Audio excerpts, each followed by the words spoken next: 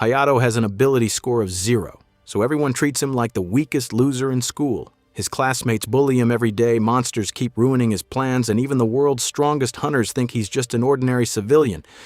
But the moment an A-rank monster capable of wiping out an entire city appears, he casually transforms into the god of war, punches the monster out of existence, and leaves the elite special countermeasures unit questioning everything they know.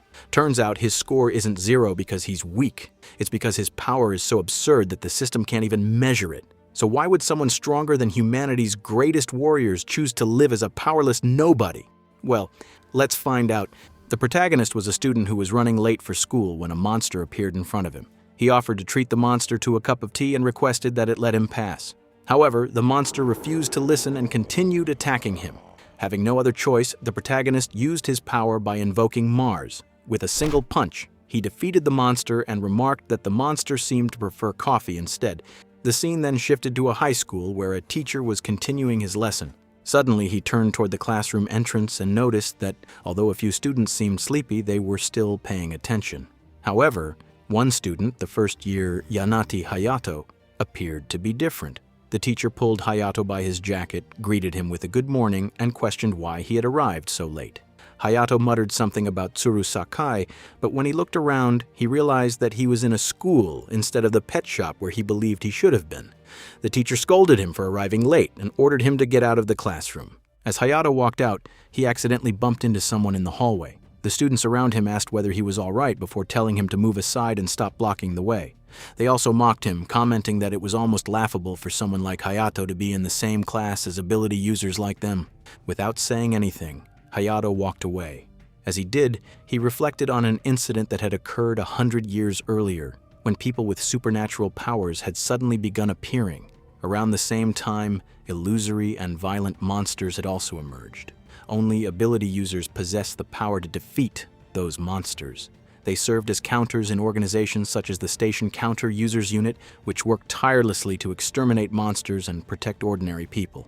After class ended, Hayato was cornered by 3 boys, who ordered him to buy soda and cola for them. The boy standing in the middle warned Hayato not to refuse, threatening to burn him with his fire ability if he disobeyed. He also boasted that his ability score was 5,058 and declared that a powerless person like Hayato should simply accept being his slave. Hayato was about to say that he would complain to the teacher, but the boy immediately became furious and warned him that even the teacher would not save him.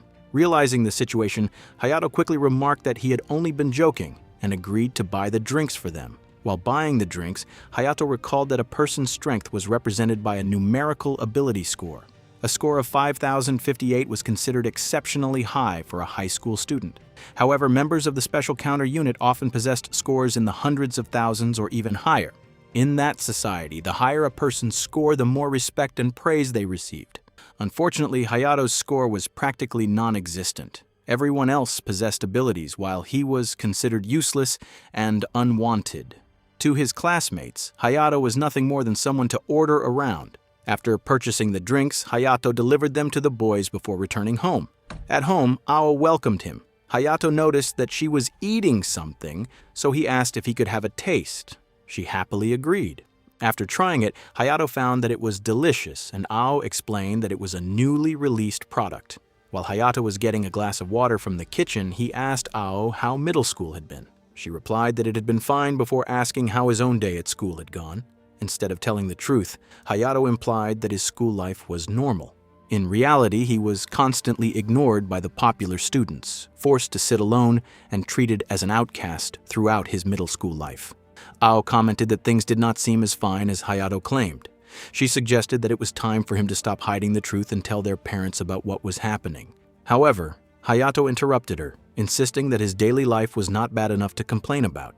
He added that as long as he had his fluffy friend to cheer him up, he was perfectly fine. Afterward, Hayato headed to his room to watch some videos. Meanwhile, Ao remained behind, feeling uneasy as she worried about Hayato and the way he continued to hide his true feelings. Hayato looked at Ao as she continued, saying that he should tell everyone the truth, that his ability score was actually 0 because his ability was so overwhelmingly powerful that it had glitched the system, causing it to display an error. Finally, Hayato explained that his ability, Transcendent, allowed him to transcend himself into any other existence as long as the necessary conditions were met. In that world, a person's ability score was everything. If people ever discovered that someone with a score of 0 actually possessed such an extraordinary ability, the entire world would descend into chaos. Moreover, Ao would inevitably be dragged into the situation simply because she was his sister. Ao replied that she would be fine regardless. However, Hayato remarked that this was precisely why it was better for him to remain a powerless 0. He explained that the most important thing to him in that world was protecting his peaceful family. Ao agreed but urged him not to push himself too hard.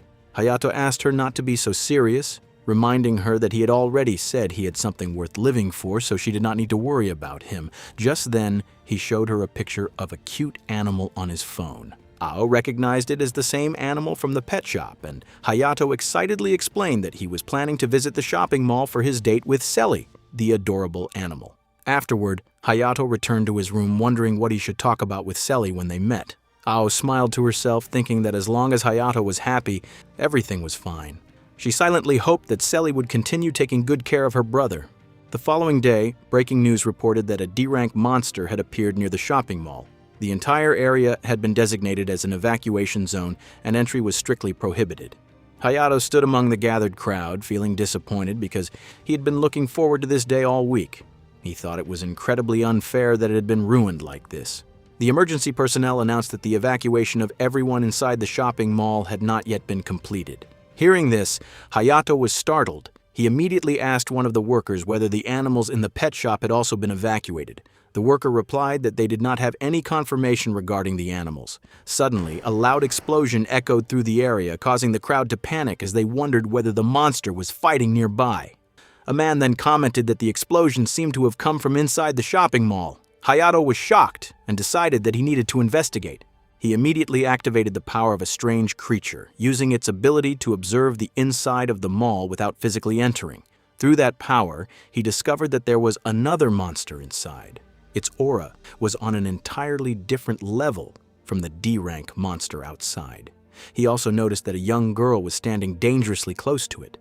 Realizing that the evacuation staff were too occupied to notice the situation, Hayato quietly slipped into the shopping mall. After getting closer, he saw a gigantic and terrifying monster standing directly in front of the girl. The monster launched multiple energy orbs toward her from every direction. Hayato instantly rushed forward at incredible speed, grabbed the girl, and carried her to a safe location. He then asked whether she had been injured anywhere. After the girl replied that she was unharmed, Hayato told her that everyone had already been evacuated outside and urged her to leave immediately. The girl thanked him before running away. With the girl safely out of danger, Hayato turned to face the monster. He recognized it as Ravana, a B-rank monster capable of destroying an entire city. It possessed the terrifying ability to control the floating orbs surrounding its body. Hayato had planned to spend time talking with Selly until the pet shop closed. Selly always listened patiently to everything he had to say without ever reacting negatively. To Hayato, she was a precious friend and a great source of comfort. However, Ravana had dared to interrupt that peaceful and memorable moment. Hayato thought that Ravana would now have to face the consequences. As Ravana charged toward him, Hayato once again invoked Mars, causing an immense surge of power to flow through his body. Ravana swung its enormous fist at Hayato, creating a massive explosion upon impact. When the smoke finally cleared, Ravana was stunned. Its gigantic fist had been stopped effortlessly by Hayato's slender hand. With an intimidating expression, Hayato remarked that the Special Countermeasures Unit would soon arrive, so the battle needed to end quickly. As the fight continued, Hayato reflected on the power of Mars. Mars was one of the gods, and by transforming into that divine existence, Hayato's physical abilities increased dramatically while his 5 senses became exceptionally sharp. Among the countless existences into which Hayato could transcend using Transcendent, even gods were included. His ability allowed him to wield their divine authority as his own. Hayato then unleashed Star Piercing, firing the attack directly at Ravana. The impact was so devastating that it completely tore through the monster's torso, leaving its middle body heavily destroyed. Seeing the overwhelming damage, Hayato wondered if he had gone a little overboard. Soon afterward, he heard approaching voices and realized that the area was becoming increasingly crowded. Thinking it was time to leave, he prepared to slip away. Before Hayato could escape, however, 3 young women arrived at the scene. They were surprised to find him standing there. One of them remarked that she had believed the shopping mall's evacuation had already been completed. Hayato became confused and noticed the dragon crest displayed on the left side of their uniforms. He immediately recognized it as the emblem of the Special Countermeasures Unit, an organization that specialized in slaying monsters. The three women then turned toward Ravana's corpse and were astonished to discover that a B-rank monster had been defeated with a single attack. One of the women asked whether Hayato was a civilian who had been left behind during the evacuation. Another wondered if Hayato had been the one who defeated the monster. Hayato immediately denied it. However, before he could explain anything further, the third woman declared that they would be taking Hayato into custody. One of the three women stated that Hayato appeared to be nothing more than a civilian who had been left behind during the evacuation. The second woman offered to assist their leader in taking Hayato into custody. However, their leader replied that she could handle the situation herself and instructed the other two to step back and observe. Hayato quickly asked them to wait, pleading with them to at least listen to what he had to say. Before he could continue, the leader suddenly moved at incredible speed and instantly appeared behind him. She pressed the tip of her weapon against him and warned that he was not to make any suspicious movements and should remain exactly where he was. Hayato was surprised by her speed and wondered whether she had used teleportation. He then explained that he had only been trying to show them his ability score on his phone. The woman asked what he meant by that. The three of them then decided to verify his claim using their scanner. One of the women remarked that their scanner was far more accurate, so they should rely on it instead. After scanning Hayato, the device revealed that he was unawakened and possessed an ability score of 0. The woman who had been holding him at weapon point immediately lowered her weapon and released him, joking that he was practically a protected species.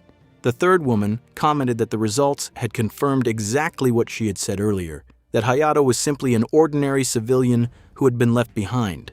The leader admitted that she had acted too hastily, while another woman remarked that Hayato had probably just panicked for a moment. Finally, the leader apologized to Hayato for misunderstanding him. Hayato replied that it was perfectly fine, explaining that it was impossible to judge someone's circumstances just by looking at them. The leader then introduced herself as Hattori Suzuna from the Special Countermeasures Unit. The second woman introduced herself as Sairenji Reika, while the third introduced herself as Kirasaka Ryoko. Reika finally spoke up, saying that Hayato was truly something else, as most people in such a situation would have been extremely worried and would not have spoken so calmly. He commented that Hayato really had a lot of courage. All of a sudden, Hattori grabbed Hayato's hand, expressing her hope that his power would one day awaken. Hayato blushed and thanked her. She then asked for his name, explaining that they might need his testimony as they were going to investigate the scene further. Hayato told her his name, and she thanked him once again. As Hayato turned to leave, Hattori wished him to be careful because rubble was scattered all over the area. Hayato walked away, feeling relieved that everything had turned out so closely in his favor, as the last thing he had wanted was to get tangled up in the incident. He felt lucky that they had simply let him leave because his score was 0. Everyone in that world seemed to be obsessed only with scores, which he thought was completely messed up. Even so, Hayato couldn't help thinking that Hattori was very cute. After those events, one day at school, the three bully boys became angry with Hayato because they had asked him to buy soda, but he had brought cider instead. While they were on the rooftop of the school building, Hayato asked whether there was really any difference. The leader shouted while another boy explained that soda was unsweetened carbonated water, whereas cider was sweet and carbonated. Hayato remained calm and remarked that they would never become popular with girls if they kept worrying about such trivial things. One of the boys became furious, but Hayato quickly said that he had only been joking and added that he would go and buy another drink. Another bully wondered who Hayato thought he was. The first boy commented that someone like Hayato would never get a girlfriend in his entire life. The leader remained silent for a moment before finally saying that the piece of trash had been getting a little too arrogant lately. The other two agreed, and one of them remarked that it was time to put Hayato back in his place. They then decided to teach him a lesson. The leader took out his phone and said that he would let someone else handle the matter, explaining that it was a crew that knew no mercy. He added that the abandoned warehouse would be the perfect place for it. After deciding on the location, they discussed how they would lure Hayato there. One of the boys mentioned that Hayato had a younger sister. Another agreed, saying that she was the complete opposite of Hayato because she was brilliant and also very cute. A little later, Hayato returned with the drink and tossed it toward them. The boys thanked him with smiles, but Hayato became confused as he felt that something was strangely off about their behavior. After school ended, While Hayato was on his way home, he looked up at the sky and noticed that it had become gloomy. It was going to rain, so he thought he should hurry home. Suddenly he heard his phone ring and checked the notification. It was a message in the class group chat, which left Hayato confused. When he opened it, he saw that it had been sent by the bully, Tanaka, telling him to come to the abandoned warehouse. There was also an attached image. As soon as Hayato looked at it, he was shocked because it was a picture of his younger sister, Ao. Worried, Hayato immediately called her. As soon as she answered, he asked whether she was all right and where she was. Ao replied that she was at home and wondered if something had happened. Hayato let out a sigh of relief and told her that the only thing that mattered to him was that she was safe. Ao then revealed that she had prepared Hayato's favorite dinner for that evening and asked him to hurry home. Hayato became excited, and after ending the call, he began wondering why Tanaka had sent Ao's photo. He realized that it was likely meant as a threat, implying that if Hayato did not go to the warehouse, they would target her instead. Hayato continued walking as the rain finally began to fall. He thought that the others were merely following along, but Tanaka was the one who had started everything and crossed the line.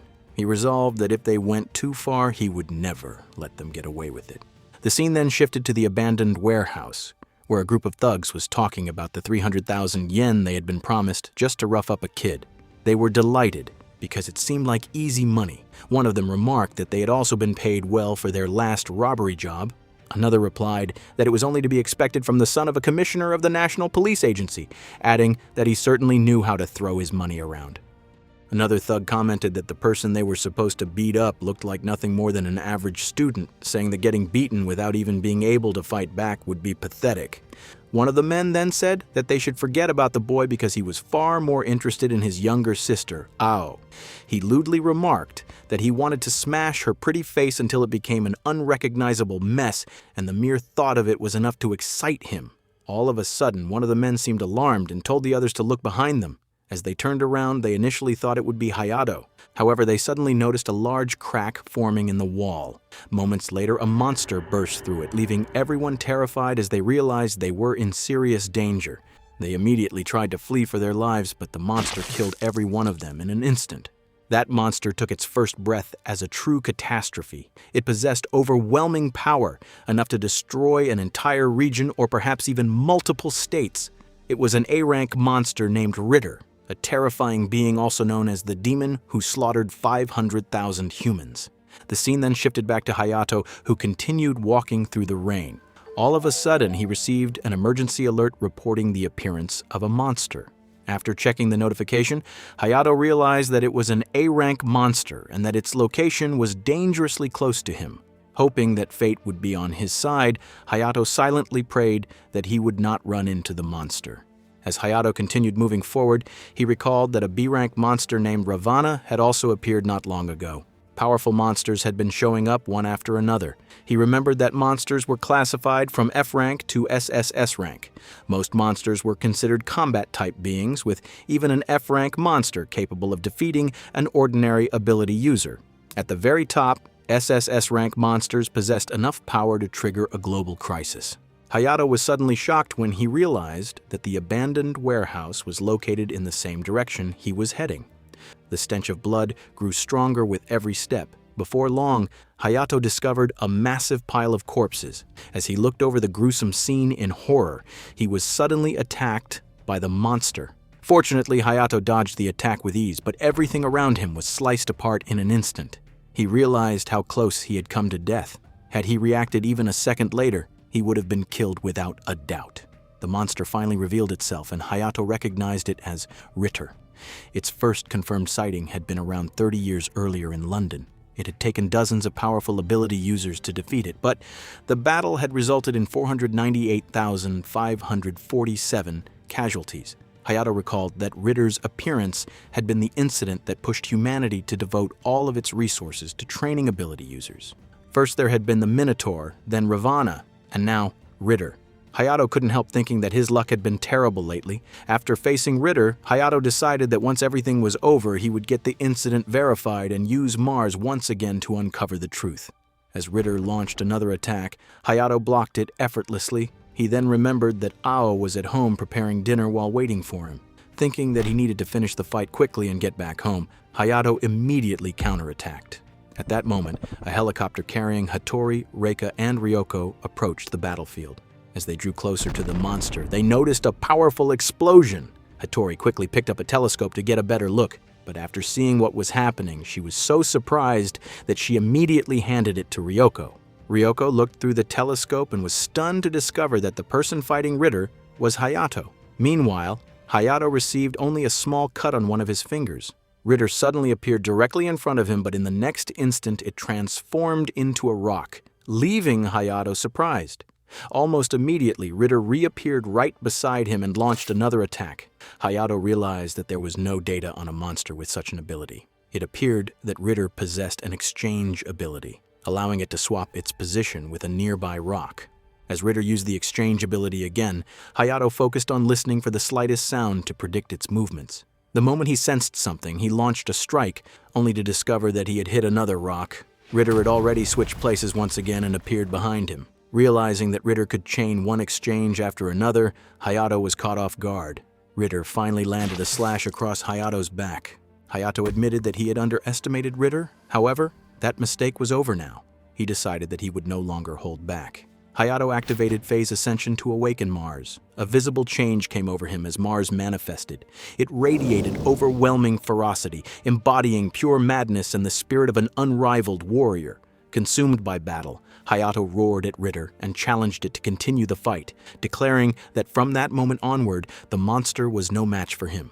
Ritter, enraged, rushed at Hayato from multiple directions, launching a relentless barrage of attacks. However, Hayato effortlessly struck back each time. All of a sudden, he landed a devastating blow and remarked that it was unfortunate for Ritter because once he cut loose, he never held back. To Hayato's surprise, Ritter immediately began regenerating and charged at him once again. Realizing that ordinary attacks would not be enough, Hayato clenched his fist and drove a powerful punch into Ritter's stomach. He declared that he would have to erase every last piece of the monster before unleashing Fist of Annihilation. The overwhelming attack completely annihilated Ritter, leaving nothing behind. After the battle, Hayato quickly concealed his awakened form, feeling that it would only become a nuisance if anyone discovered it. Picking up his bag, he hurried away, saying that he could not afford to waste any more time because he still had to go to the warehouse. When Hayato finally arrived at the abandoned warehouse, he wondered whether the party boy, Tanaka, was still there. However, as soon as he entered, he found that everyone inside had already been slaughtered by Ritter. It appeared that Tanaka was nowhere to be seen, leading Hayato to conclude that he had arrived too late. Just then, his phone vibrated with a notification. Taking it out, he saw that it was a message from Ao, who complained that dinner was getting cold and angrily asked where he was. Hayato was startled and immediately decided that he needed to hurry home.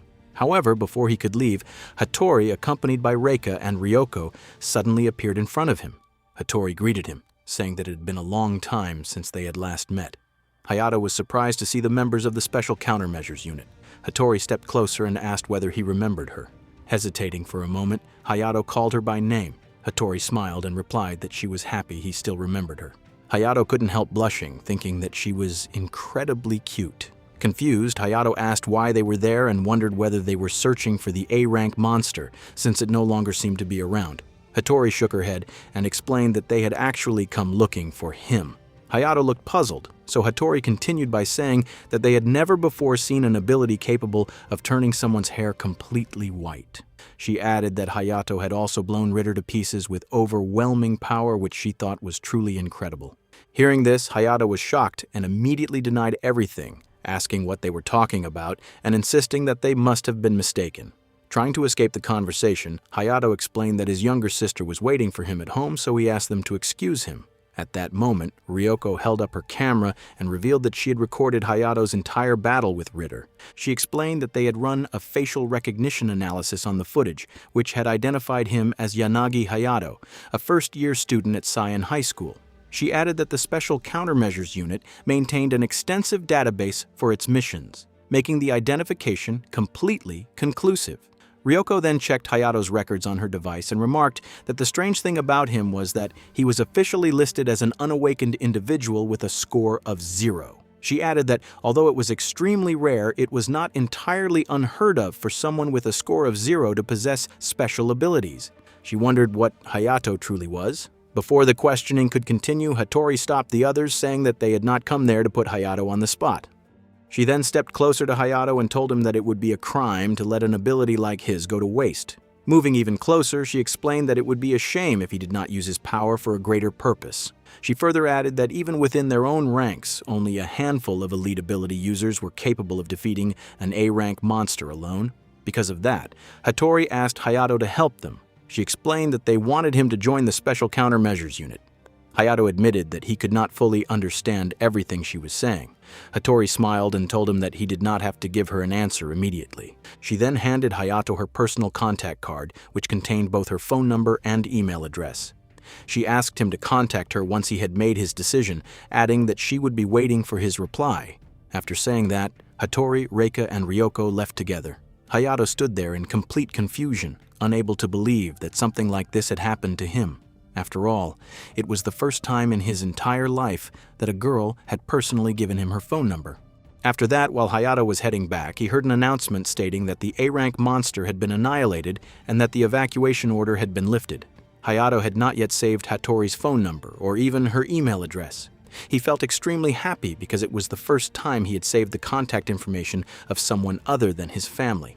What made it even more special was that it was a girl's contact information. Eventually, he arrived near his house. Upon hearing voices from inside, Hayato guessed that his mother and the others had already returned. When Hayato entered the house, he was surprised to find Ao sitting at the table with Hattori. Hattori was eating while apologizing for the intrusion. Hayato was genuinely shocked to see her there.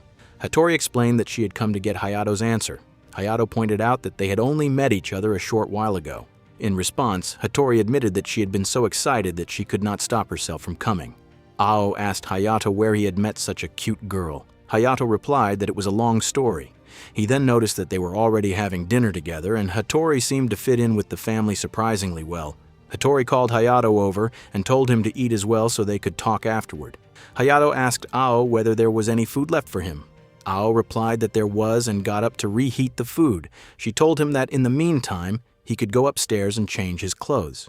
Hayato agreed and headed upstairs while Hattori happily continued eating, saying that she would wait for him.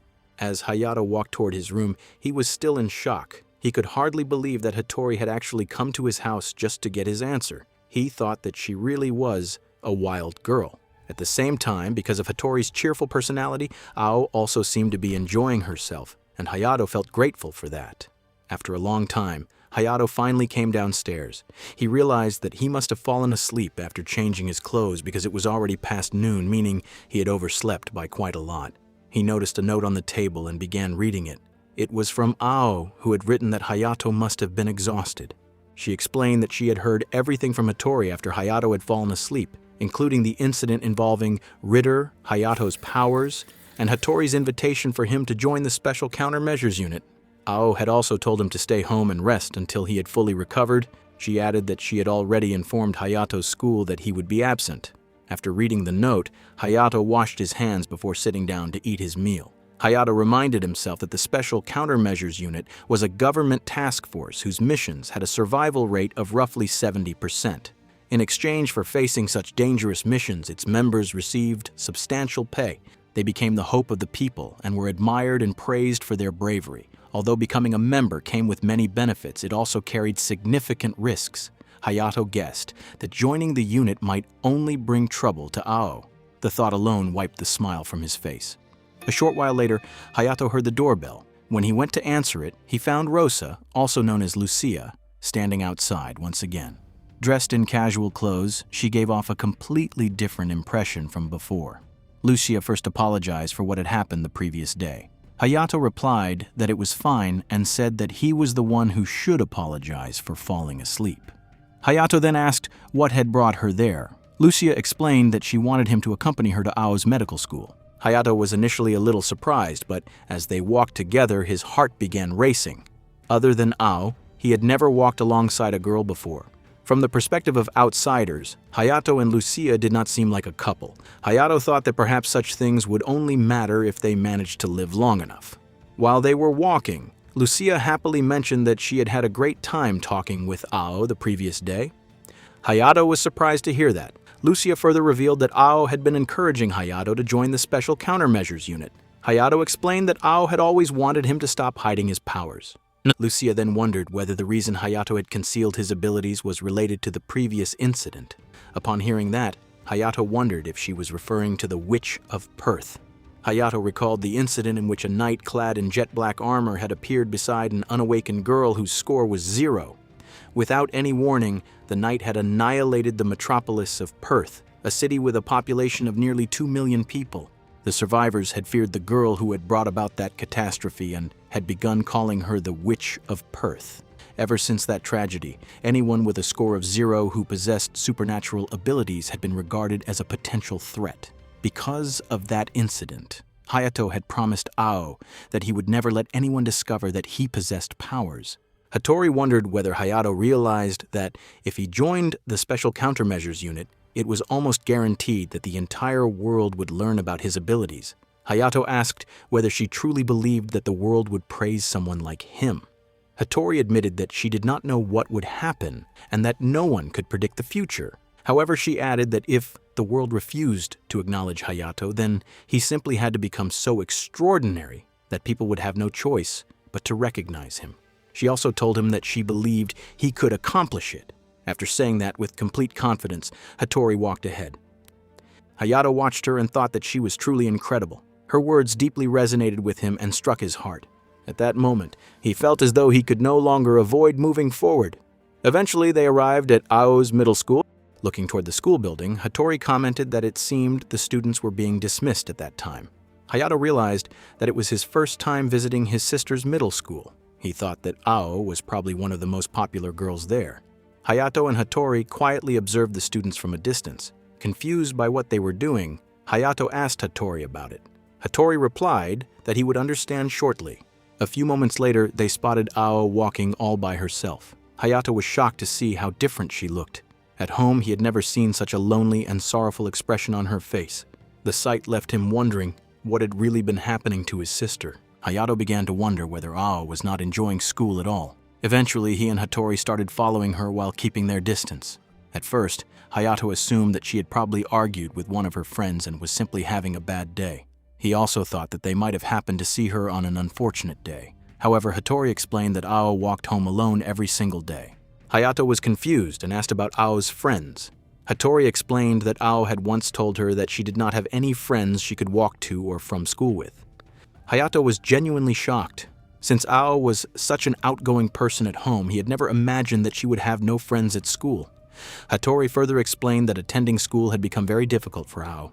Hearing that, Hayato immediately wondered if she was being bullied. Anger began to build inside him as he questioned who could have been making his sister so unhappy. Suddenly, Hattori pointed at Hayato and revealed that he was the one making Ao sad. Confused, Hayato asked why.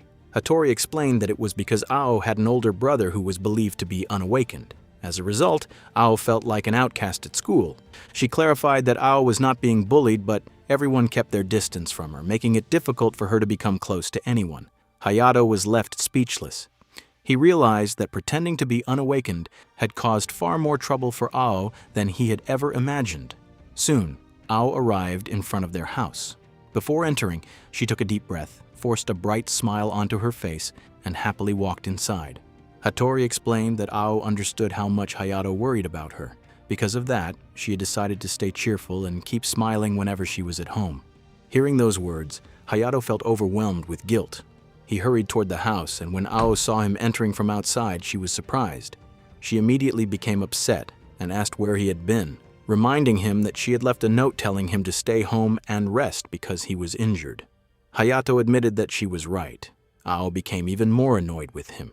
Then, without warning, Hayato told her that he would prepare dinner. Ao looked at him in surprise before sarcastically calling him a lifesaver.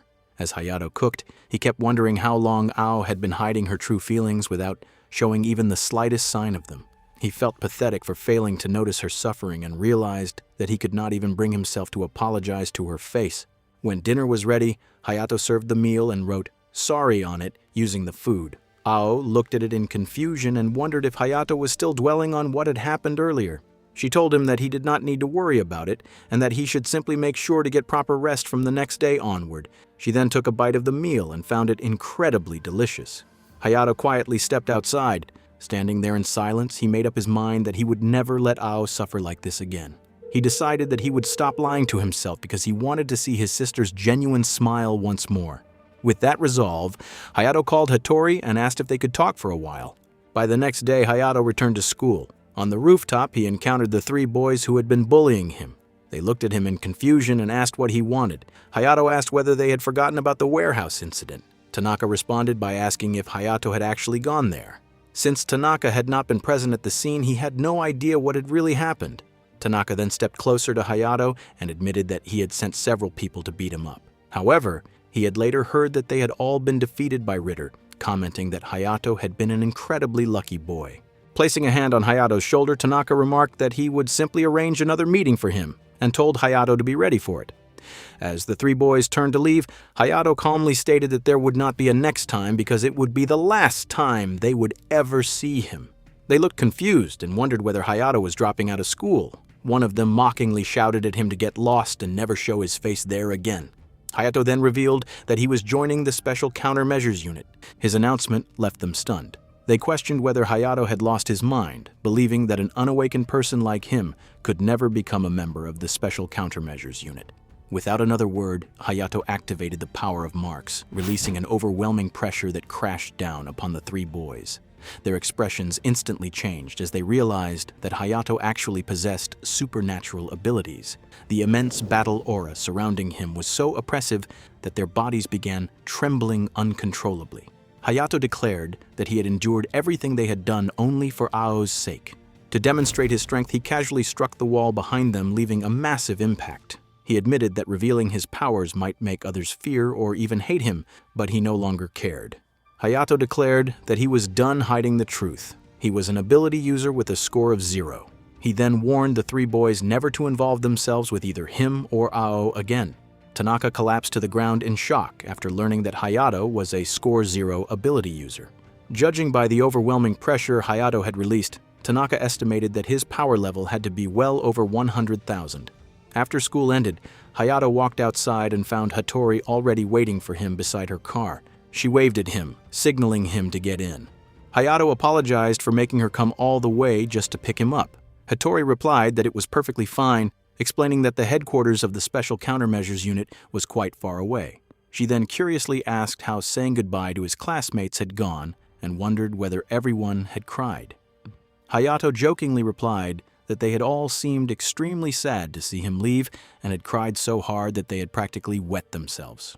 Finally, Hayato, along with Hattori, reached their destination. As Hayato looked at the building, Hattori mentioned that it was the Japanese branch headquarters of the Special Countermeasures Unit. Hayato was genuinely surprised by how enormous it was. Hattori then pointed toward another building and explained that it would be the new home for Hayato and Ao. Ao was extremely excited when she saw the room. Hayato was surprised and wondered if Ao had already visited the apartment. Hattori replied that she had, explaining that Ao had gone there before Hattori came to pick Hayato up. Hayato understood. As they continued walking, Hayato wondered how many members were in the team.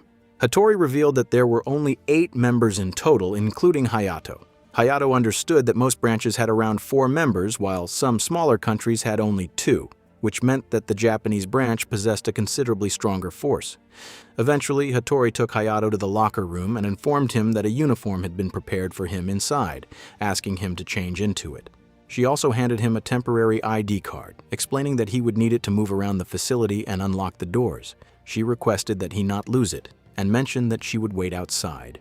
Hayato agreed. Just then, both Reika and Ryoko arrived.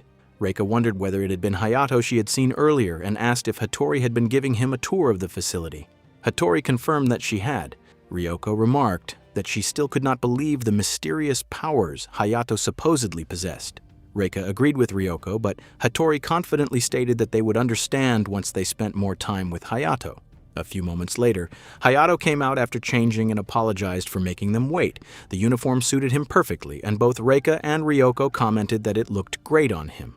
Hayato walked over and greeted them. Reika then wondered where Hattori was planning to take Hayato first. Hattori replied that they were heading to the basement, prompting Reika and Ryoko to decide to accompany them.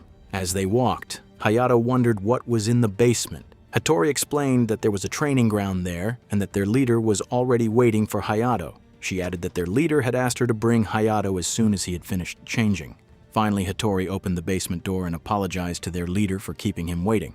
She then introduced him as the 15th ranked ability user in the entire world. The man introduced himself as Kongu Takeru. As Takeru extended his hand for a handshake, Hayato realized that he was deliberately releasing an overwhelming battle aura. Through that, Hayato understood the immense strength of the man who led the unit. Takeru remarked that he had heard all about Hayato, including how he had taken down both Ravana and Ritter by himself. He also pointed out that Hayato's power level was recorded as 0 and wondered what that was all about. Hayato replied that he himself did not know the reason. Takeru explained that it was not that he doubted the reports from the other 3 members, but that he was simply the type of person who preferred to see things with his own eyes. Therefore, he requested that Hayato demonstrate his abilities so that he could personally judge whether Hayato was worthy of joining the unit. Hayato thought that there was still the matter regarding the Witch of Perth, and it was only natural for Takeru to want to be certain, as he was a good leader. Keeping that in mind, Hayato agreed to Takeru's request. Soon, the two of them stood in the middle of the training hall. Takeru explained that the area was protected by a space-time barrier and would not break easily. Therefore, he told Hayato not to hold back. He clarified that the test was not about winning or losing, but requested that Hayato attack him once with everything he had. Hayato agreed and decided to use Mars. All of a sudden, Takeru sensed a strange aura. It seemed to be Hayato's power, yet at the same time it did not feel as though it truly belonged to him. Takeru then activated Paladin, which Hayato learned was the Wall of Light. Hattori explained that Takeru's ability allowed him to manipulate a total of 10 barriers capable of blocking almost any attack. Hayato decided to begin by attacking only 4 of the barriers to see what would happen. Before attacking, he asked Takeru if he was certain that 4 barriers would be enough. Takeru did not understand why Hayato had asked that question until Hayato suddenly charged forward. As Hayato leaped into the air, Takeru was astonished to witness the Griffin battle aura surrounding him. Ryoko, who had been recording the entire event, was equally surprised to see Hayato's power increase so dramatically. Everyone watched with anticipation, eager to see how far a single attack from Hayato could go against the 15th strongest ability user in the world. Realizing the danger, Takeru thought that 4 barriers would not be enough. He quickly concluded that he needed at least 7. As he hurriedly created the additional barriers, Hayato unleashed Piercing Star. When the attack landed, everyone was left in shock. Several of Takeru's barriers shattered instantly.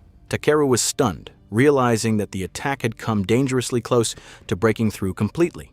He knew that destroying 4 or 5 of his barriers required the power of an A-rank monster, while breaking 6 barriers demanded the strength of an S-rank monster. However, Hayato's attack had not only destroyed 6 barriers, but had even cracked the 7th. Turning toward the 3 girls, Takeru remarked that they had brought a truly terrifying person with them. Hattori agreed with a smile, while the other 2 were equally astonished. One of them wondered whether Hayato possessed some kind of physical reinforcement ability. After witnessing Hayato's strength firsthand, Takeru concluded that he would gladly give the final vacant position in the unit to Hayato. All of a sudden, the door was slammed open by a boy accompanied by 2 girls, who looked worried as they wondered what the loud noise from earlier had been. Upon entering, they found their leader, Takeru, along with the others. Takeru reassured them not to worry, explaining that their new recruit had simply gotten a little carried away during training. After watching the footage on the monitor, the boy informed Takeru that the higher-ups were once again asking about the Labyrinth Cave incident. Takeru replied that everything was fine because he had already made his decision. Placing a hand on Hayato's shoulder, he announced that he was appointing Hayato to the subjugation team assigned to the Labyrinth Cave. He further stated that it would be Hayato's very first mission. The other boy also voiced his concern, wondering whether Takeru was truly sure about sending Hayato on the mission. However, Takeru remained completely confident that Hayato would be fine. He added that Gaju must have witnessed Hayato's abilities as well. Gaju agreed, stating that a blast of that magnitude was the first one he had ever seen since joining the unit. Afterward, Gaju stepped forward to greet Hayato. Soon, the other 2 girls also approached. One of them jokingly remarked that it would be fine even if Hayato happened to get injured during his first mission. The first girl introduced herself as Kirisaka Moka, explaining that she would heal Hayato completely if he got hurt. The second girl introduced herself as Kuguri Hana and greeted Hayato, expressing her hope that they would work well together. Hayato was genuinely surprised to see such young members serving in such an elite organization.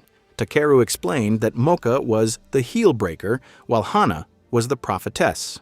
He further stated that both of them were key members of the support division because they possessed exceptionally rare abilities. Soon afterward, everyone gathered together and warmly welcomed Hayato to the Special Countermeasures Unit. The scene then shifted to the conference room, where Takeru began the mission briefing. He explained that he would go over the details of their next mission. Their objective was to investigate the labyrinth cave, which had suddenly appeared.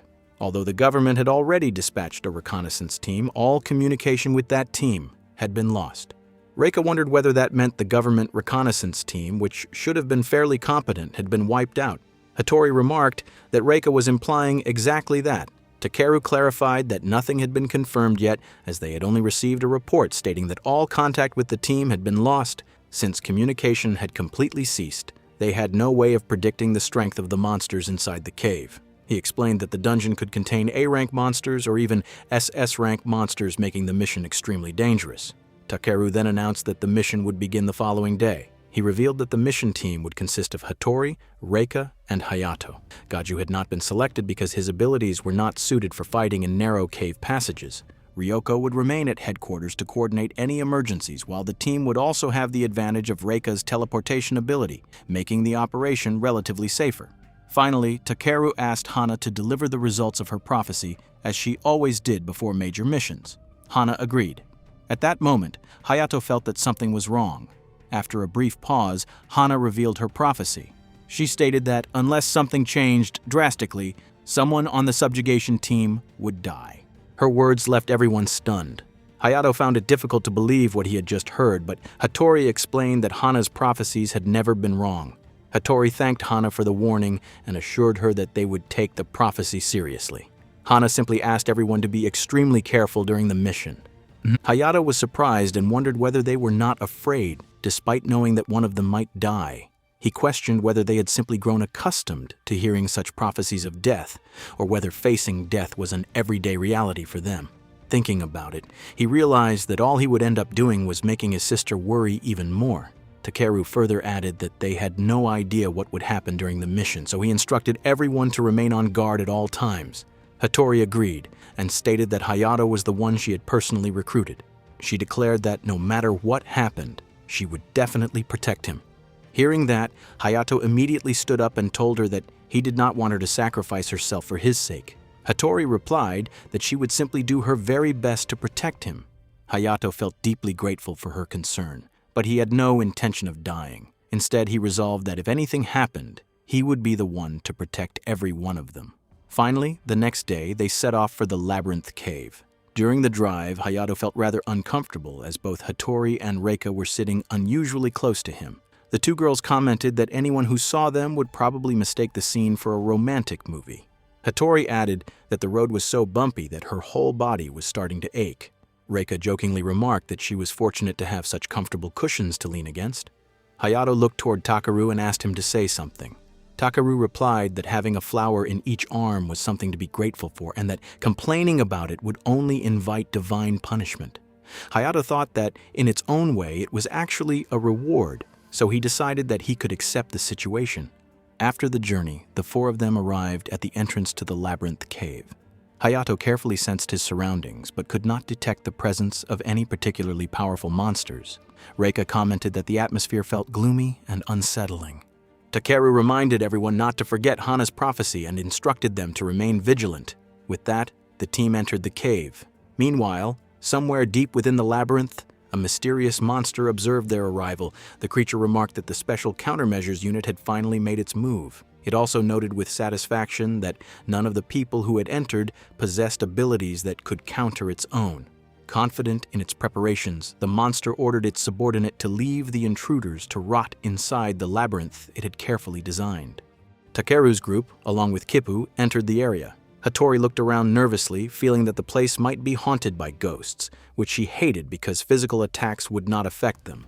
Reika commented that she was not a fan of ghosts either, since her teleportation would not work on them.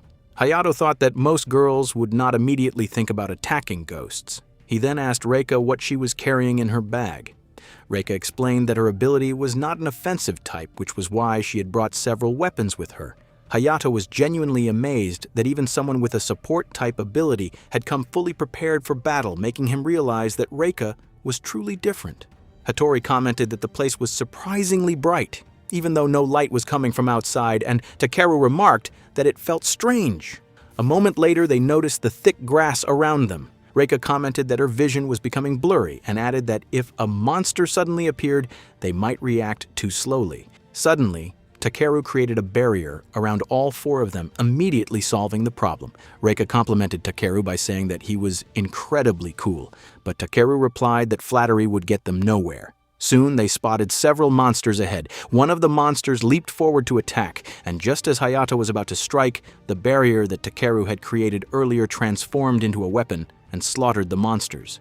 Hayato was left completely surprised because he had assumed that the barrier was purely defensive. However, he realized that he had been completely mistaken, as the barrier flew through the air with incredible speed and precision. It became apparent that Takeru not only possessed the ultimate defense, but was also an offensive-type ability user. Reika commented that Takeru had only just begun fighting and had not even used a single one of his barrier properties yet. Since Hayato did not know what she meant, Hattori explained that Takeru's barriers possessed 4 different properties: absorption, explosion, distortion, and disintegration. She further explained that, depending on the battle, Takeru could imbue his barriers with any one of those properties. Hayato was astonished because Takeru already seemed practically invincible, and being able to enhance his barriers even further made him even more formidable. At that rate, Hayato felt that there might not even be a chance for him to fight. Eventually, all 4 of them arrived in front of a strange gate. Takeru remarked that it had to be the place they were looking for. Hattori guessed that a powerful enemy was probably waiting behind it. Hayato reminded everyone that anyone who had survived countless battles would recognize that feeling, adding that, according to Hana's prophecy, he could sense the scent of death coming from beyond the door. Takeru turned toward the other 3 and asked whether they were all ready. They nodded in response, and Hayato replied that he was ready as well.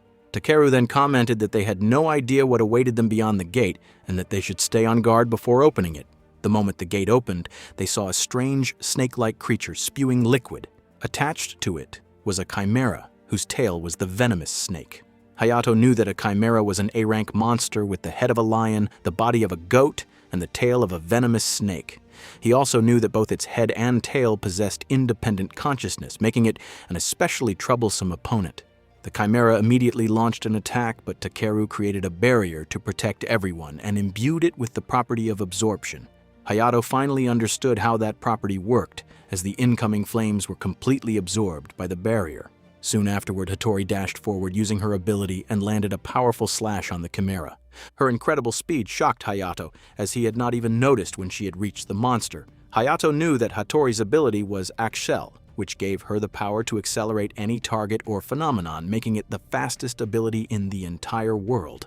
The chimera suddenly attempted to strike her from behind, but an explosion erupted directly in its face, leaving Hayato completely surprised. Reika was the one who had caused the blast, and she asked the chimera how it tasted and whether it wanted another one. Hayato had known that Reika's ability was teleportation. She could teleport herself to any place she had previously visited, or to any location within her line of sight. She could also temporarily teleport any object she touched. Hayato then realized that Reika had teleported the bomb she was holding directly into the chimera's mouth. At that moment, Hayato finally understood the true strength of the chosen ability users and the power of the special countermeasure unit. Reika commented that it had been a tough fight, but Takeru replied that they were almost there. He then turned toward Hayato and told him to finish the rest with a single blow. Hayato stepped forward and stood before the chimera, agreeing to do so. As the chimera charged at him, Hayato leaped into the air and used Mars power along with Mountain Crusher. The attack brutally crushed the chimera, splitting it cleanly into 2 pieces with a single strike. Hattori walked over and commented that it was incredible that Hayato had pierced straight through the chimera's tough hide. Hayato replied that it was only possible because she had already weakened the monster for him. Takeru wondered whether the monster's presence had completely disappeared. However, Reika suddenly sensed that something was wrong and wondered whether the survey team had ever fought a creature like this. Hattori asked why Reika had said that. Reika explained that they had not seen a single trace of the survey team on their way through the cave, nor had they found any signs that the team had been defeated by the chimera. Takeru agreed and wondered where the survey team had gone. He suggested that they search the room for a while. They carefully looked around, and Hayato asked Hattori whether she had found anything. She replied that she had not. Takeru then suggested that they should head back for the time being. Just then, Hayato noticed a strange object. Hattori immediately came over to inspect it with him. Suddenly, the object began to shine brightly, causing Takeru to worry about both of them. When the intense light finally faded, Hayato and Hattori found themselves standing in the middle of a forest, leaving them both stunned. Hayato guessed that the light from the mysterious orb had transported them to another dimension. Hattori commented that she had found it strange that everything had ended with just a chimera and concluded that the real battle was only beginning. Hayato thought that they had been forcefully teleported. Hattori tried to use her phone while Hayato asked where Takeru and Reika were. Hattori replied that she could not contact either of them and remarked that the situation did not look good. Hayato wondered whether Takeru and Reika had been sent somewhere else or whether they were still inside the cave. Hattori suddenly pointed toward a strange tree and asked Hayato to look at it. Hayato estimated that it was nearly 20 meters tall. He suggested that they head toward the giant tree, believing that it might hold the key to their return. Hattori agreed. As they walked, Hayato tried not to think about the possibility, but he recalled that there had been 3 similar incidents in the past. In each case, a monster had dragged people into its own dimension to fight on its own terms. Those trapped could not escape until they defeated the monster responsible. All 3 previous monsters had been S rank. If this was another case like those, then Hana's prophecy was beginning to sound far more believable. Suddenly, Hayato heard a noise. Looking in its direction, he spotted a man. When Hattori saw him, she recognized the uniform of the survey team. Hayato wondered whether the survey team had also been trapped inside this dimension. As they approached, they considered whether the man had been killed by the monster or had simply starved to death. Hattori expressed her hope that the remaining members of the survey team were still alive. Hayato remarked that they might learn more if they continued moving forward, and Hattori agreed. As they advanced, they watched in horror as the man's body was swallowed by the giant tree. Hayato and Hattori continued toward it, and Hayato hoped that if Takeru and Reika had also been transported into this dimension, they would head toward the same tree. After a while, Hayato and Hattori were shocked to discover the remaining members of the survey team. They had all been brutally impaled by branches and were hanging lifelessly from the giant tree.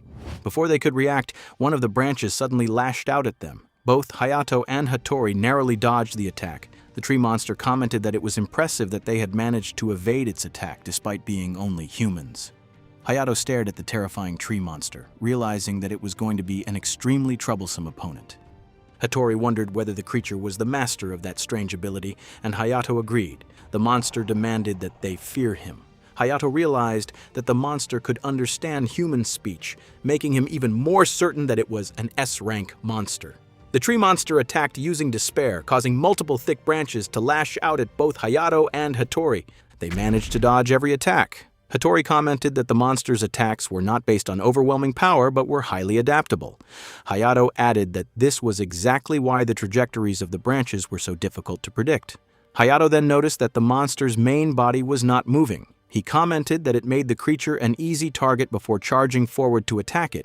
However, his assault achieved very little, as the tree monster immediately regenerated the damaged parts of its body. Hayato was surprised, while Hattori remarked that the battle was going to be a real pain. The tree monster laughed and commented that their efforts were completely useless and that they had never stood a chance against someone like him. Hayato leaped high into the air and replied that the tree monster was far too talkative and should stay quiet for a while. He then unleashed Meteor Swarm, landing several devastating strikes on the monster. However, the tree monster wondered whether Hayato still did not understand that humans could never defeat a being like him. It regenerated once again and mockingly called Hayato a comical creature. Hayato landed on the ground and commented that he had thought destroying a large part of the monster's body would kill it, but he had been too naive. Hattori came over and asked why Hayato was not using the technique that had wiped out Ritter. Hayato replied that the target was simply too large and that it most likely possessed some kind of core. Hattori wondered whether they were expected to find such a core inside a body that massive, commenting that it was unrealistic. Hayato replied that it was not as though he lacked techniques capable of destroying the monster entirely. The tree monster looked at him mockingly and wondered whether that was all Hayato had to offer. Just then, Hayato felt something wrapping around his leg. He turned to Hattori and told her that the moment he gave the signal, he wanted her to jump as high as she possibly could.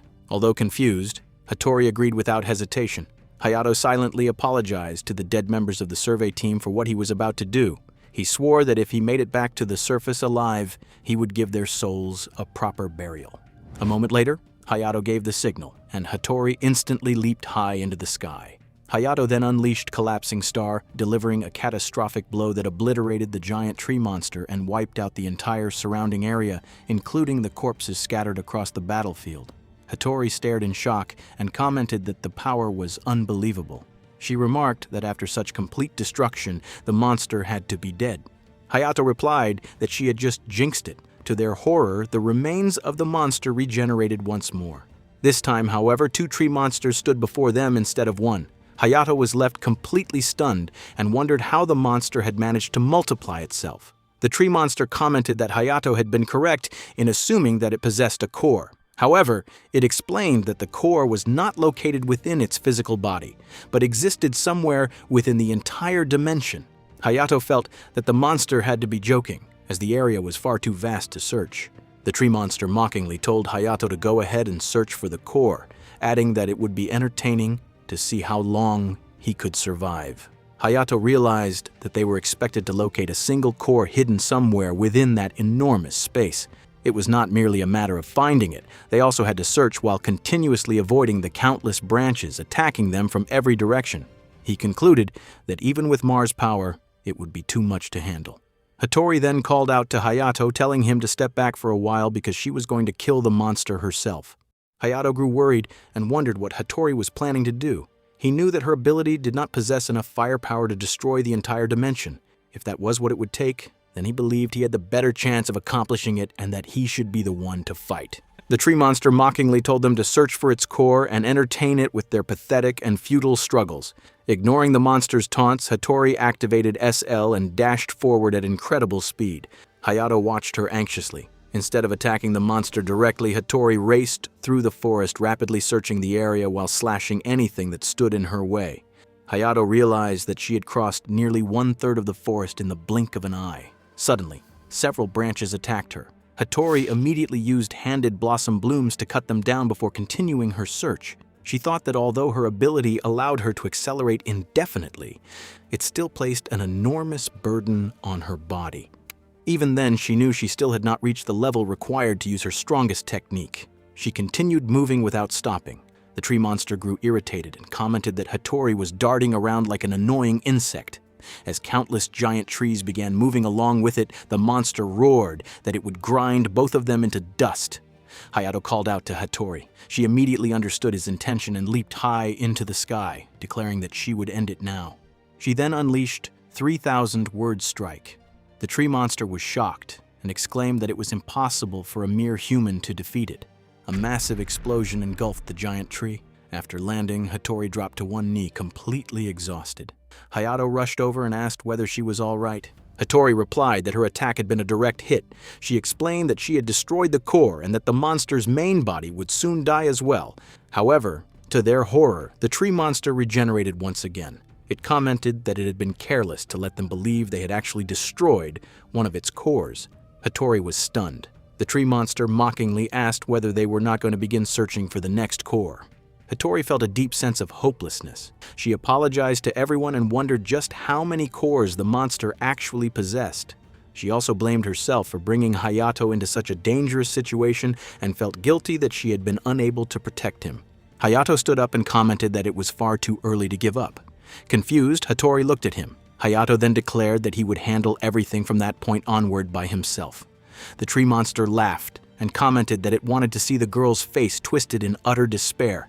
Hayato replied that the monster was getting ahead of itself and called it nothing more than a worthless weed.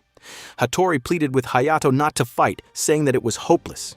Ignoring her warning, Hayato activated Ra, the power of the sun god. Brilliant solar flares erupted around his body, leaving Hattori completely astonished. Hayato then declared that it was finally his turn. Hattori was surprised to witness Hayato's different ability. Hayato reminded the tree monster that Ra was the god who wielded flames of several thousand degrees and that nothing could escape the inferno under his command. The tree monster wondered if Hayato intended to burn him, believing that Hayato was being too naive. Hayato used his flames to create a protective barrier around Hattori and remarked that he was going to reduce the tree monster to ashes, so it should remain silent. He further added that it was unfortunate for the tree monster because Hayato would become its reaper. As Hayato prepared to unleash his power, the tree monster activated its own ability, causing its body to shine brightly. It declared that Hayato should not underestimate it, as no flames could harm it while it remained in that state. Hayato called the monster a fool and commented that such posturing before a god was nothing more than a pitiful farce that was not even worth laughing at. Hattori was surprised to see Hayato behaving in such a manner. Suddenly, Hayato used his power to summon numerous frantic clowns and ordered them to start dancing. The clowns rushed into the forest toward the tree monster. The tree monster was astonished that Hayato dared to call himself a god and believed such a claim was impossible. Thinking that Hayato was mocking him, it used its branches to attack the clowns. However, the moment the branches came close to them, they melted instantly. Soon, the entire forest was engulfed in flames as countless explosions erupted everywhere. Hayato then stood before the monster and called it stubborn, stating that he could have sworn he had already shattered one of its cores. The tree monster wondered if that was all Hayato had and questioned whether that was the limit of a mere human, believing that no one in that space could possibly match its strength. Suddenly, Hayato flew into the sky and told the monster not to misunderstand the situation. He then activated the phase ascension of the Ra god, causing numerous gigantic divine hands to appear behind him. The tree monster became visibly frightened and wondered what it was witnessing. Hayato once again declared that he had already said he was currently a god and that the time of ruin had arrived. Pointing the divine hands toward the tree monster, he commanded it to suffer the pain of those it had killed. Finally, Hayato unleashed the flames of the end. The flames were unimaginably destructive. One of the monster's cores was destroyed once again, while Hayato himself was heavily injured, and his clothes were badly damaged. After landing on the ground, he remarked that it seemed he would not be taking a bath for quite some time. The entire forest had vanished completely, as though nothing had ever existed there, leaving behind only a vast stretch of barren land. Looking at the devastation, Hayato felt that he still had a long way to go. Both of them looked up as the dimension began to shatter. Hayato guessed that it seemed they would finally be able to get out of there and wondered if Hattori was all right. He noticed that she kept staring at him. When he called her name, she snapped out of her thoughts and replied that she was fine. She admitted that she had simply been taken aback by Hayato's overwhelming power and asked whether he had not claimed to be a god during the battle. She added that the statement had made her even more curious about who he really was. Hayato wondered what she was talking about and replied that he was nothing more and nothing less than himself. More importantly, he pointed out that she had been planning to take the monster down with her. Hattori admitted that she had been prepared to do so and added that she had no idea what Hayato was talking about regarding being a god.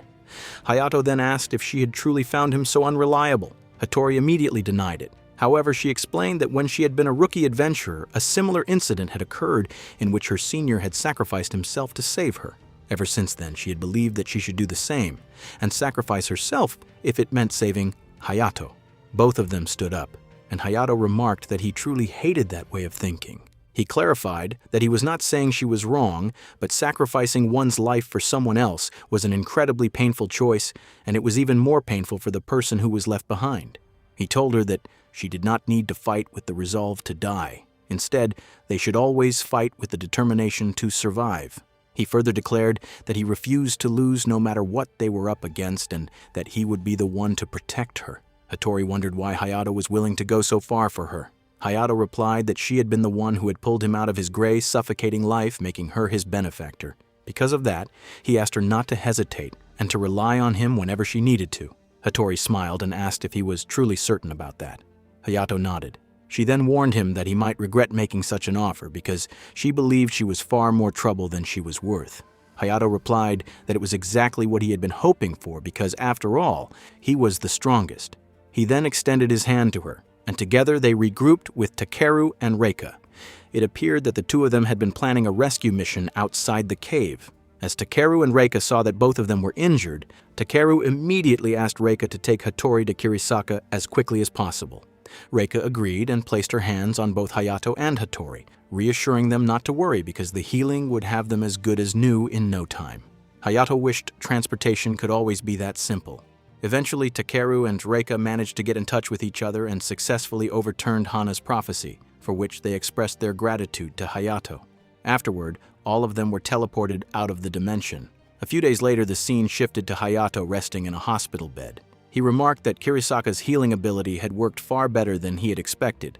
However, it had not been able to heal him completely, which was why he had ended up in the hospital. Just then, Hayato heard his sister's voice announcing that she was coming in to visit him. He was surprised to see both Ao and Hattori. They were dressed in nurse uniforms, and Hayato wondered why they were wearing such outfits.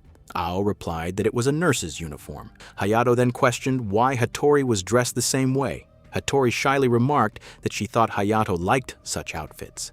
Seeing the blush on her face, Hayato admitted to himself that it was not as though he disliked it, but that was not the point. He felt that something about the situation was rather strange. Embarrassed by the way Hayato was looking at her, Hattori asked him not to stare at her like that. Feeling too flustered, she suddenly ran out of the room. Hayato commented that it was all Ao's fault, though he admitted that he would give her a little praise for the idea. Ao then sat down beside him and asked how he was feeling. Hayato replied that he had completely recovered.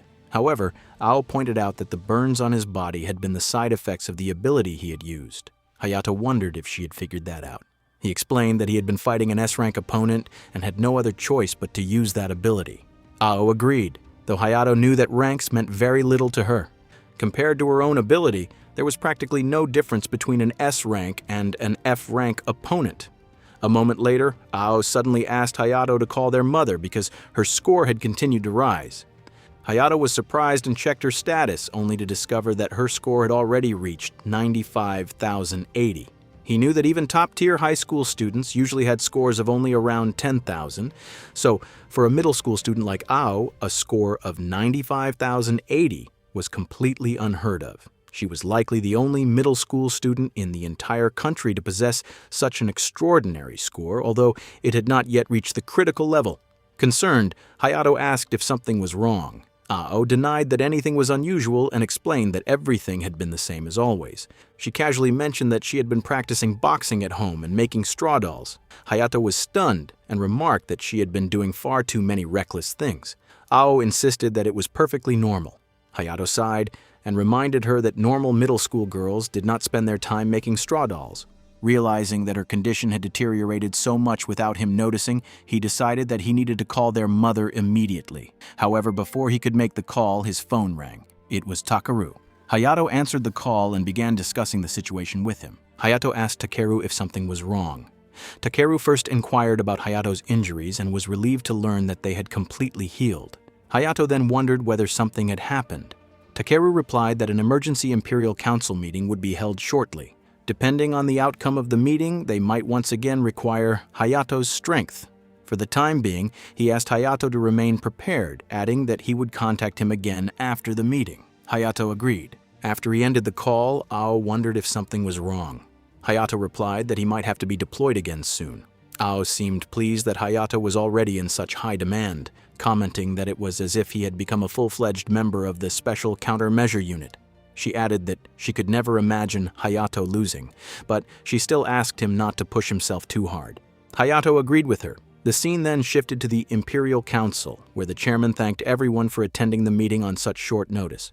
The gathering consisted of veterans of the National Defense Forces, the heads of anti-monster organizations, and many other high-ranking officials.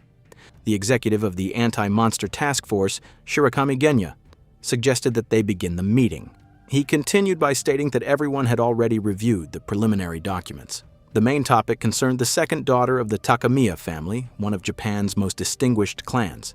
Her ability, Origin Sublime, was exceptionally rare and valuable. Unfortunately, information regarding her ability had already been leaked outside the country, and numerous hostile groups were preparing to abduct her. He stated that their highest priority was ensuring the young woman's safety and requested the opinions of the Special Countermeasure Unit. Takeru agreed and explained that the Takamiya family possessed an extremely well-fortified protection facility. He added that if they utilized Reika's teleportation ability, they should be able to secure the girl without exposing her to any outside threats.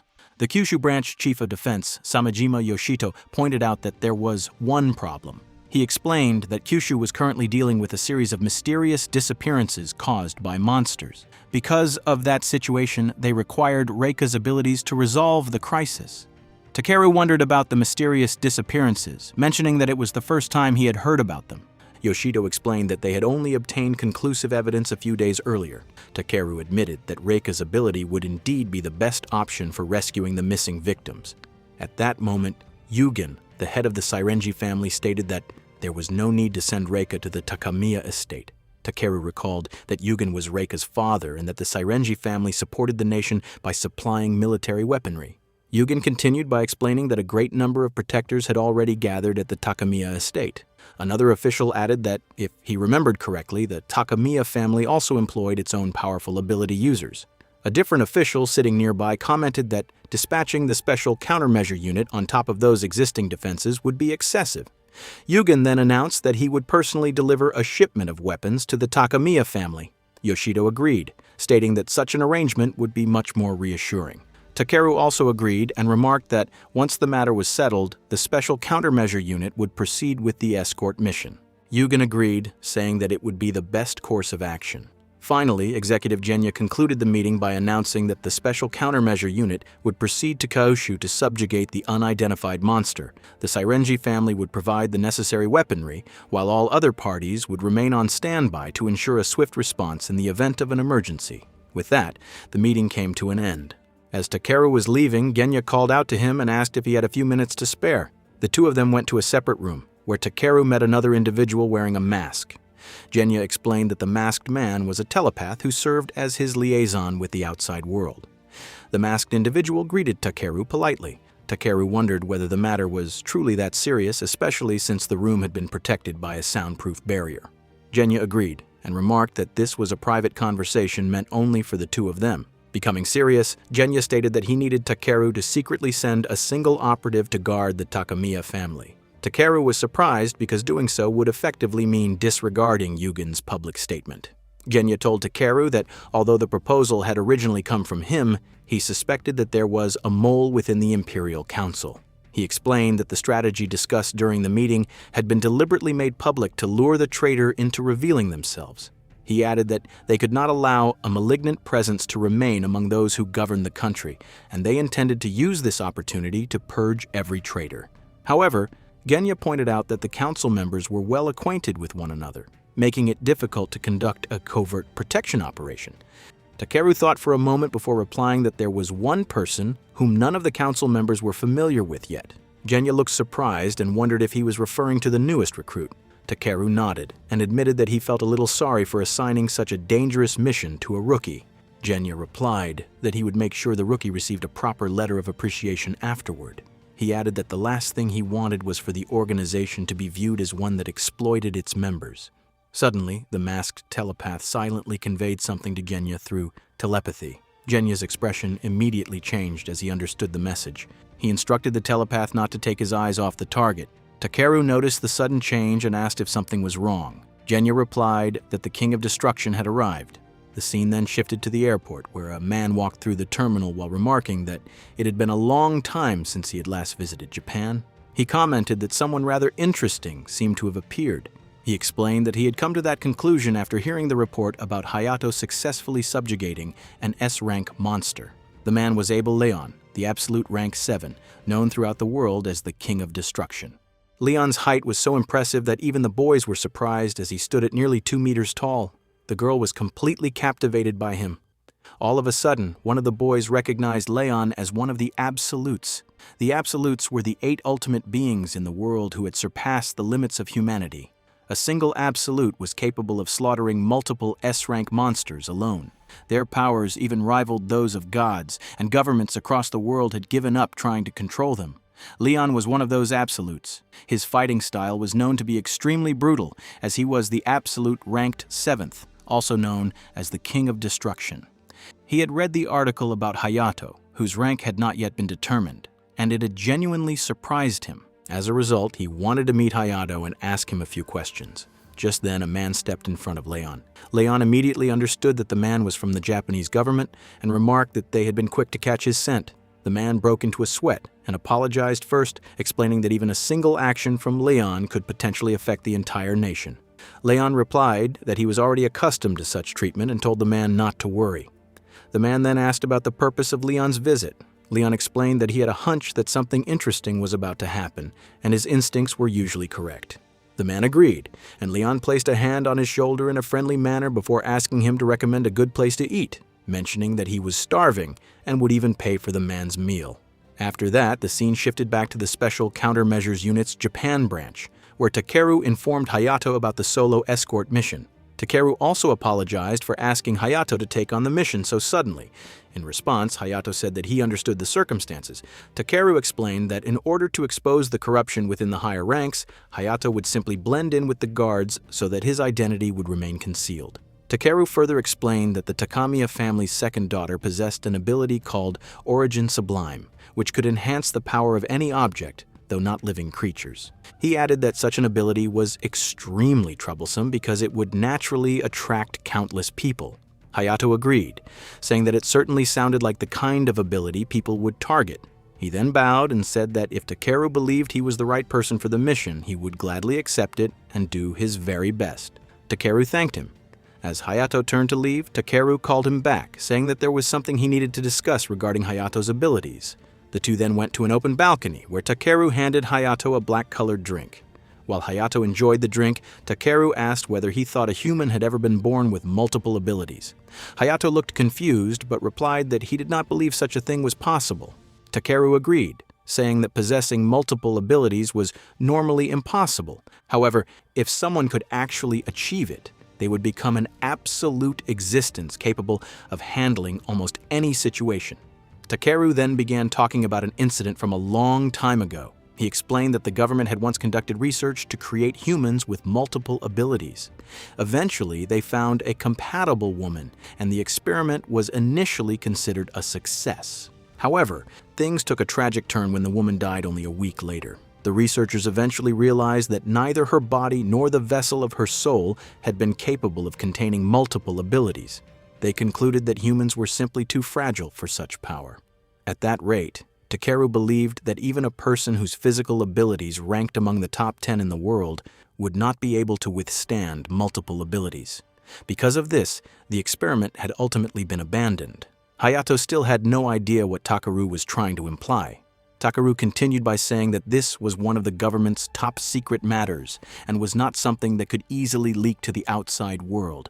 Because of that, Hayato wondered why Takeru was telling him something so confidential. Takeru explained that it was because the person in question was Hayato. He said that Hattori had told him the ability Hayato used to defeat the monster in the cave was different from the one he had previously shown Takeru. That had made him wonder whether Hayato was actually a multiple ability user. Silence filled the air for a moment before Hayato finally admitted that he did possess more than one ability. He apologized and explained that he would reveal everything in detail once the time was right. Takeru replied that he was not trying to pressure Hayato. He explained that remembering the government's past experiments had simply made him worry about Hayato's well-being. He added that only Hayato truly knew the condition of his own body. Nevertheless, Takeru urged him to be extremely careful whenever he used his powers and said that he was counting on Hayato to take care of himself. Hayato agreed. After he left, Takeru quietly took out a pendant and looked at the photograph of a young girl inside. As he stared at it, a deep sadness appeared on his face.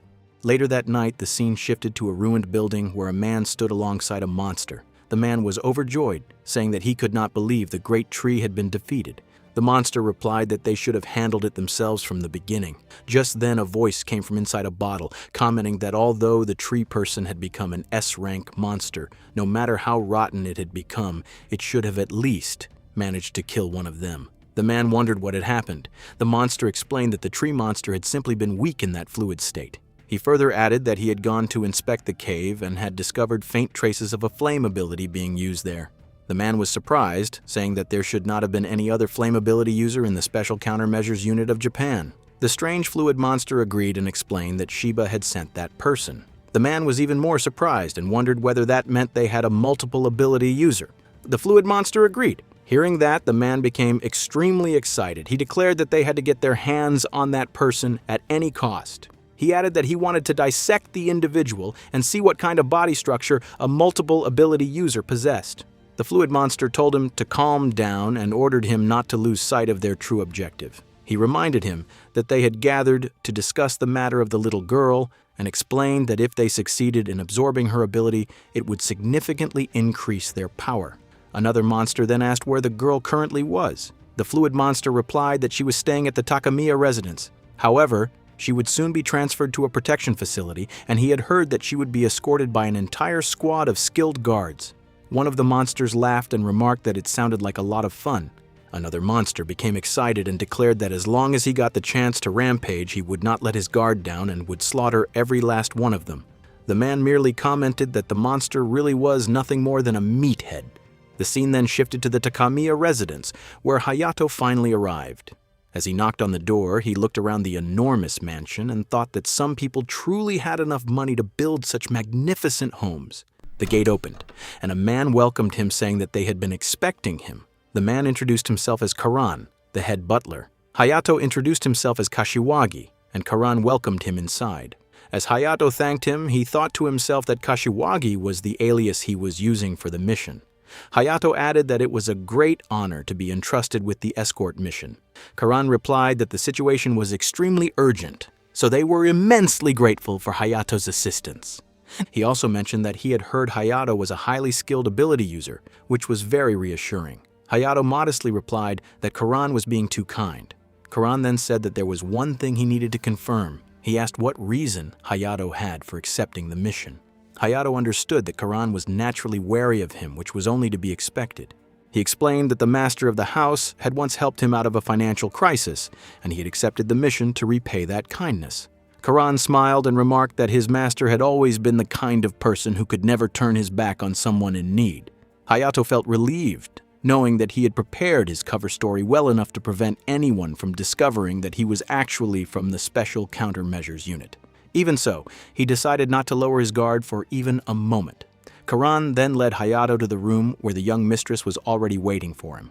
He knocked on the door and announced that it was Karan. From inside the room, the young mistress replied that they could enter. As Hayato, along with Karan, entered the room, he noticed that two girls were standing there. The eldest daughter of the Takamiya family, Haruka, introduced herself. Hayato looked at her and thought that, although the butler's demeanor had been quite surprising, Haruka's expression was dignified and filled with confidence. She did not look like an ordinary young girl. Haruka then asked her younger sister to introduce herself as well. Her younger sister introduced herself as Runa. Hayato understood that Runa was the girl from the mission. Runa approached him and wondered whether he was a good person. Hayato smiled and replied that he was an exceptionally good person. Runa became happy, and Hayato felt that she might have trusted him. Karan then commented that he would explain the details of the escort mission. He stated that their main objective was to transport Haruka and Runa safely to the secure protection facility. At present, there were 4 of them at the Takamiya residence, along with 16 other guards. For the journey to the protection facility, they would use a total of 5 cars, with 4 people assigned to each vehicle. The guards would surround the vehicle carrying Haruka and Runa throughout the journey. Karan added that he understood Hayato possessed a detection-type ability. Hayato agreed, although he knew that it was a lie. However, the sensory perception of Mars's ability was more than sufficient to function like a detection-type skill. Karan further explained that he only required Hayato to provide constant updates about their surroundings. Therefore, Hayato would ride in the same vehicle as Karan, Haruka, and Runa. He concluded that the briefing was complete. Just then, Haruka requested that they proceed. At that moment, someone knocked on the door. A guard, dressed in casual clothes, entered and informed them that all 5 vehicles were ready and that the guards were already in position. Karan agreed and apologized for rushing Hayato so soon after his arrival. However, Hayato told him not to worry because Haruka's and Runa's safety was their highest priority. Finally, the group departed in all 5 vehicles. While Karan was driving, he asked Hayato whether he had detected anything unusual around them. Hayato replied that there was nothing within his detection range. He knew that Mars's detection range extended to a radius of about 300 meters, and continuously sensing the enormous flood of possibilities was quite exhausting for him. Hayato noticed that Runa was clinging to Haruka, trembling with fear and crying. Haruka tried to comfort her by telling her that everything would be all right because someone very strong was there to protect her. Hayato silently clenched his fists and wondered why the 2 young sisters had to go through something so terrifying. He continued to sense everything around them, including breathing movements and hostile intent. He was determined not to let any enemy attack or even lay a finger on Haruka or Runa. Meanwhile, a sniper was sitting on the rooftop of a building, locking his aim onto their convoy. All of a sudden, Hayato noticed the sniper and immediately informed Karan that a sniper had been confirmed on a building approximately 270 meters ahead. Takeru became confused, but as soon as the sniper fired, a barrier had already been erected. The bullet was deflected back toward the sniper and struck him instead. The sniper was left utterly shocked that the attack had been blocked at the exact moment it was fired. He could only assume that they had known about his presence from the very beginning, which was something he found impossible to believe. Hayato realized that it was Karan's ability to freely control sand. He then asked whether Karan was a sand operator. Karan agreed and commented that, although the ability might seem rather simple, it was extremely versatile, which was why he was quite fond of it. Hayato knew that the ability could be used to launch attacks with immense weight and force. It could also force enemies to inhale the sand, allowing it to destroy them from within, making it an almost flawless ability. Hayato then asked who would protect Haruka and Runa if Karan had to fight by himself. Karan replied that he wished he could handle everything on his own. There was a monster that effortlessly lifted a heavy truck with a single hand while watching over the convoy. Hayato reported that 3 vehicles were approaching from the rear at high speed. Karan agreed and immediately contacted the guards, informing them about the approaching vehicles. The guards acknowledged the warning and commented that they would handle the situation from the rear. A bald man then declared that once the enemy vehicles came within range, he would blow them to smithereens with his life amplification ability. Soon, 3 heavily armored vehicles charged toward them from the front. As they approached, the bald man prepared to use his ability and remarked that nothing could withstand a single strike empowered by his life amplification. All of a sudden, a truck was hurled from the side and crashed onto the 3 armored vehicles, destroying them instantly and blocking the road. As a result, all 5 vehicles in the convoy came to a halt. Hayato and Karan immediately stepped out of their vehicle and wondered what had happened. The bald man explained that a truck had suddenly come flying in from the side and had crushed the armored vehicles beneath it. Just then, the terrifying monster approached and declared that its prey was among them. It warned everyone not to dare snatch its prey away. The people were stunned at the sight of the monster, especially after noticing the large horn protruding from its head. Everyone was shocked to see that the monster could even speak. They immediately realized that it was likely an A-rank monster or even stronger. Haruka and Runa remained inside the vehicle. Hayato had assumed that they were only being targeted by humans, so he had let his guard down. However, the moment he detected the monster, he realized it had been a rookie mistake. He blamed himself for lowering his guard and thought that his situational awareness as a unit member had been pathetic. The monster asked which of the humans was willing to die first. Several guards immediately charged at it, declaring that the monster would be the one to die. However, with a single swing, the monster tore them all to pieces. It then attempted to attack the bald guard, but Karan used his sand ability to rescue him. The monster looked at Karan with interest and remarked that it was an intriguing ability. It then took out a bottle, uncorked it, and began drinking from it while commenting that it seemed they could actually entertain it. Hayato, who had been watching carefully, suddenly identified the monster as Shuten Duji. Shuten Duji was surprised that someone had recognized him. Hayato recalled that Shuten Duji was one of Japan's 3 great yokai and possessed an ability that continuously strengthened him the more sake he drank. Hayato then asked Karan what the highest ability score among the guards was.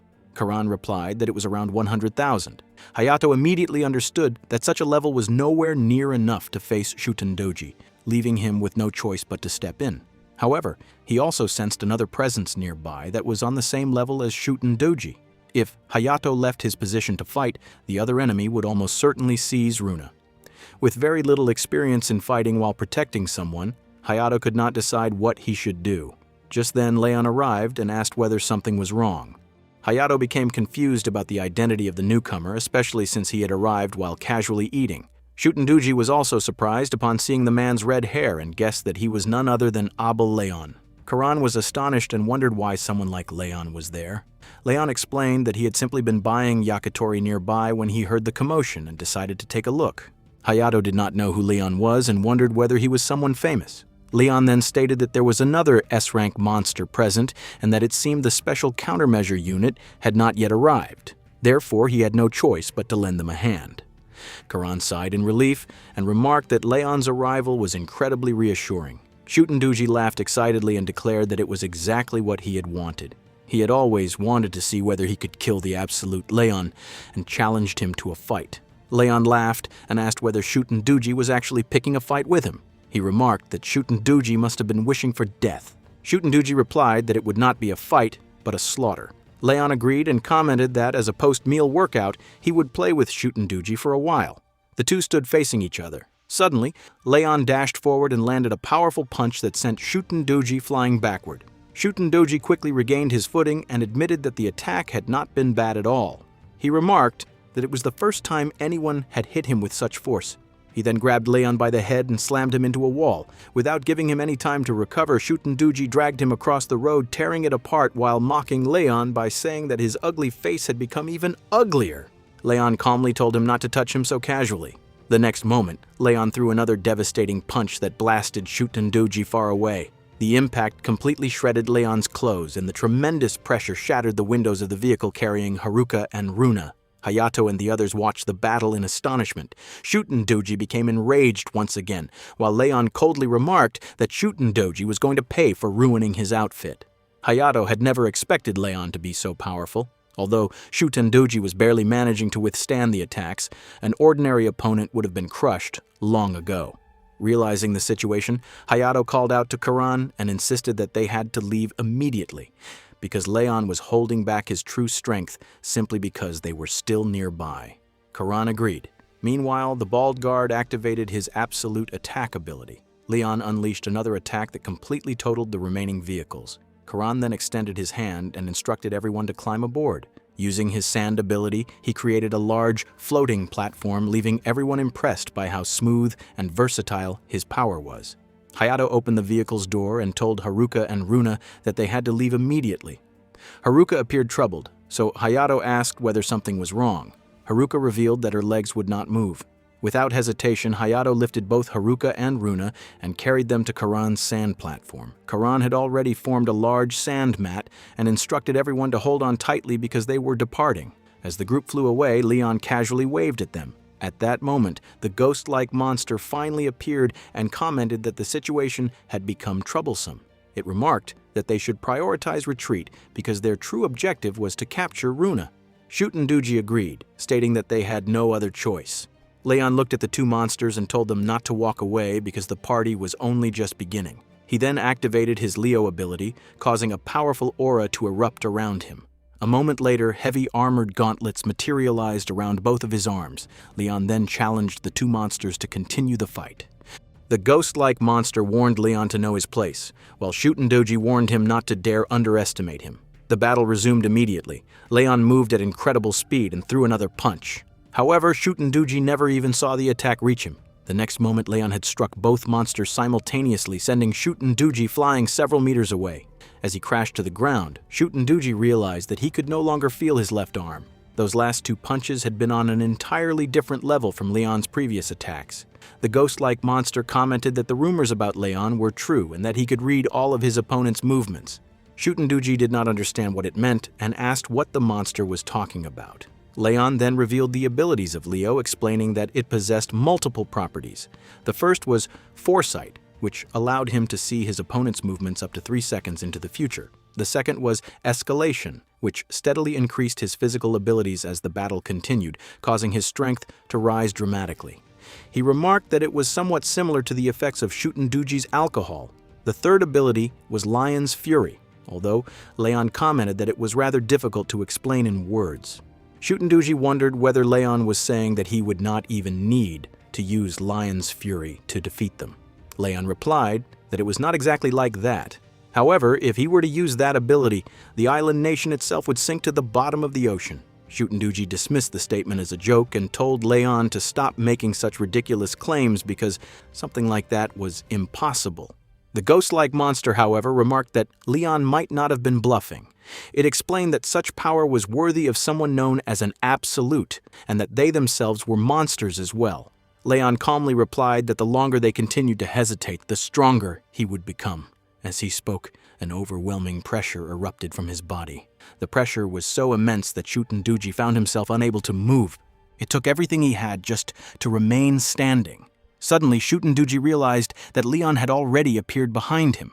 Leon remarked that it seemed Shutenduji had not had enough to drink and commented that unless he drank enough to guarantee himself a hangover, he would never be able to defeat him. Leon then activated Twin Fang and slashed Shutenduji. Without giving him a chance to recover, he followed up with a brutal punch to the face, sending him flying through the roadside barrier and crashing into the nearby fields.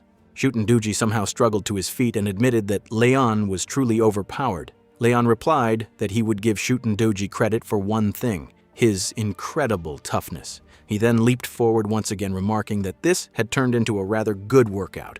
Leon delivered another devastating punch to the area, only to realize that both monsters had escaped, using the ghost-like monster's mist ability. Leon knew that he could track them down if he truly wanted to, but he had no obligation to pursue them that far. He also believed that as long as Hayato was there, they would surely figure something out. Although Leon did not know the details, he sensed that Hayato was hiding an outrageous fighting spirit.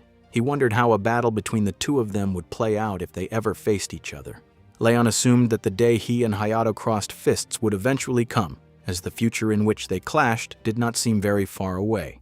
At that time, however, Leon had no way of knowing that fate had already begun leading them toward that inevitable encounter. The scene shifted to the Takamiya family shelter where Hayato and the others arrived. The guards seemed relieved to see them. Hayato asked Haruka if she could get down, and she agreed. He then lifted Runa down as well, and she thanked him. However, Hayato told her not to mention it, explaining that he was simply relieved they had arrived safely. Haruka thanked everyone, saying that they owed everything to them. However, one of the guards honestly admitted that they had barely contributed and remarked that if the absolute Leon had not been there, they would never have made it that far. Hayato noticed that the sounds of battle had stopped and wondered whether Leon had actually defeated the demon. Karan asked everyone to head inside, saying that he would take them to the secure zone. Afterward, he looked at Hayato's pale expression and asked if something was wrong. Hayato explained that he had sensed a strange presence on the way and asked whether Karan would mind if he went to investigate it. Karan replied that it should be fine since they had already made it that far and Runa would be safe inside. He also told Hayato to be careful. Hayato immediately rushed away, thinking that everything had felt too easy. He feared that if the enemy had actually managed to get inside the facility, it would become a disaster, although he hoped he was simply being paranoid. After a while, Hayato spotted a beam of light high in the sky and went to investigate it, feeling confused about what it was. Moments later, he noticed similar beams appearing from other directions as well. The beams eventually formed a barrier, with the Takamiya family shelter trapped at its center. Hayato grew worried and hurried back. The scene then shifted to the facility's control room, where the guards were amazed by their surroundings. Karan explained that it was the most secure area in the entire facility and that he had developed the defensive barriers around the perimeter so that everyone would remain safe. One of the guards wondered why they had never known the facility possessed such defenses. Just then, Karan received a call from Hayato. As he answered, he asked whether Hayato had found something. Hayato informed him that they had a serious situation, explaining that a barrier had formed around the center of the area and that everyone inside was trapped. Karan was shocked and wondered what Hayato was talking about. Hayato instructed everyone to remain inside the facility because he was heading back immediately. He also warned them not to leave the facility under any circumstances. After ending the call, Karan became increasingly worried about what was happening. Suddenly, an emergency siren echoed throughout the facility. Karan explained that it was activated whenever monsters appeared in the city. He then displayed the live camera feed on the screen, where everyone saw Duji accompanied by two other monsters. The guards were left stunned and wondered whether Leon had been defeated. The monsters remarked that it seemed they had successfully fooled everyone. Karan could not understand what was happening and wondered whether all of it had been the monsters' doing. The guards anxiously asked whether the monsters were coming, but Karan reassured them that they would remain safe as long as they stayed inside the facility. Meanwhile, the three monsters spread fear among the civilians. Duji grabbed a man by the head and declared that he knew they were being watched. He ordered them to bring out the boy and disable the defensive barriers. Otherwise, he would kill every single person there. Karan became deeply concerned as he realized that only the Takamiya family and a few trusted servants knew about the existence of the facility. He wondered whether that meant there was a traitor among them. Runa became overwhelmed with guilt and said that everything was happening because of her ability and that everyone was now in danger because of her. Haruka tried to comfort her, insisting that Runa had done nothing wrong and that none of it was her fault. Runa burst into tears, while Karen watched the scene and wondered why they had to suffer through something like this. Karen also thought that it was all because Harva's ability was so special. Suddenly, Karen remembered something important and immediately ran out of the room. Meanwhile, Hayato continued rushing back at full speed, determined to reach the facility in time. On the other hand, Karan came out of the facility wondering where the monsters were. He then heard an emergency announcement stating that 3 S-rank monsters had appeared in the city and that all citizens were required to evacuate immediately. The people ran in terror as they had never heard of 3 S-rank monsters appearing at the same time. Many feared that it was the end of Japan. Karan realized that the entire city had fallen into a state of panic. Suddenly, he heard a massive explosion and immediately rushed toward its source. Meanwhile, Doogie and the other 2 monsters were destroying everything around them. Doogie shouted, asking who had come out and whether he should start slaughtering the civilians instead. He then noticed a young boy who had fallen to the ground and approached him. Doogie remarked that it was unfortunate because the boy had done nothing wrong, but since he needed someone to blame, the boy should blame the Takamiya family. At that moment, Karan arrived and ordered Doogie to stop. He then instructed the civilians to run away while he held the monsters back. The civilians immediately began evacuating. Doogie remarked that Karan was standing in their way. Karan declared that he would not let them pass and demanded that they stop tormenting the young girls. Doogie replied that he did not care and ordered the other 2 demons to attack and kill Karan.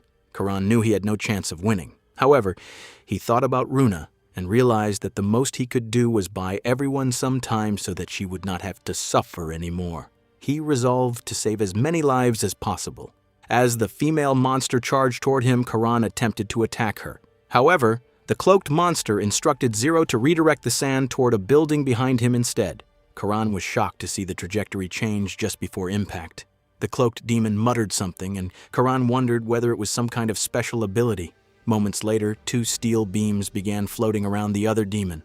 Karan wondered whether it was a manipulation-type magic. The steel beams then fused into a gigantic hammer, which swung toward Karan at the demon's command.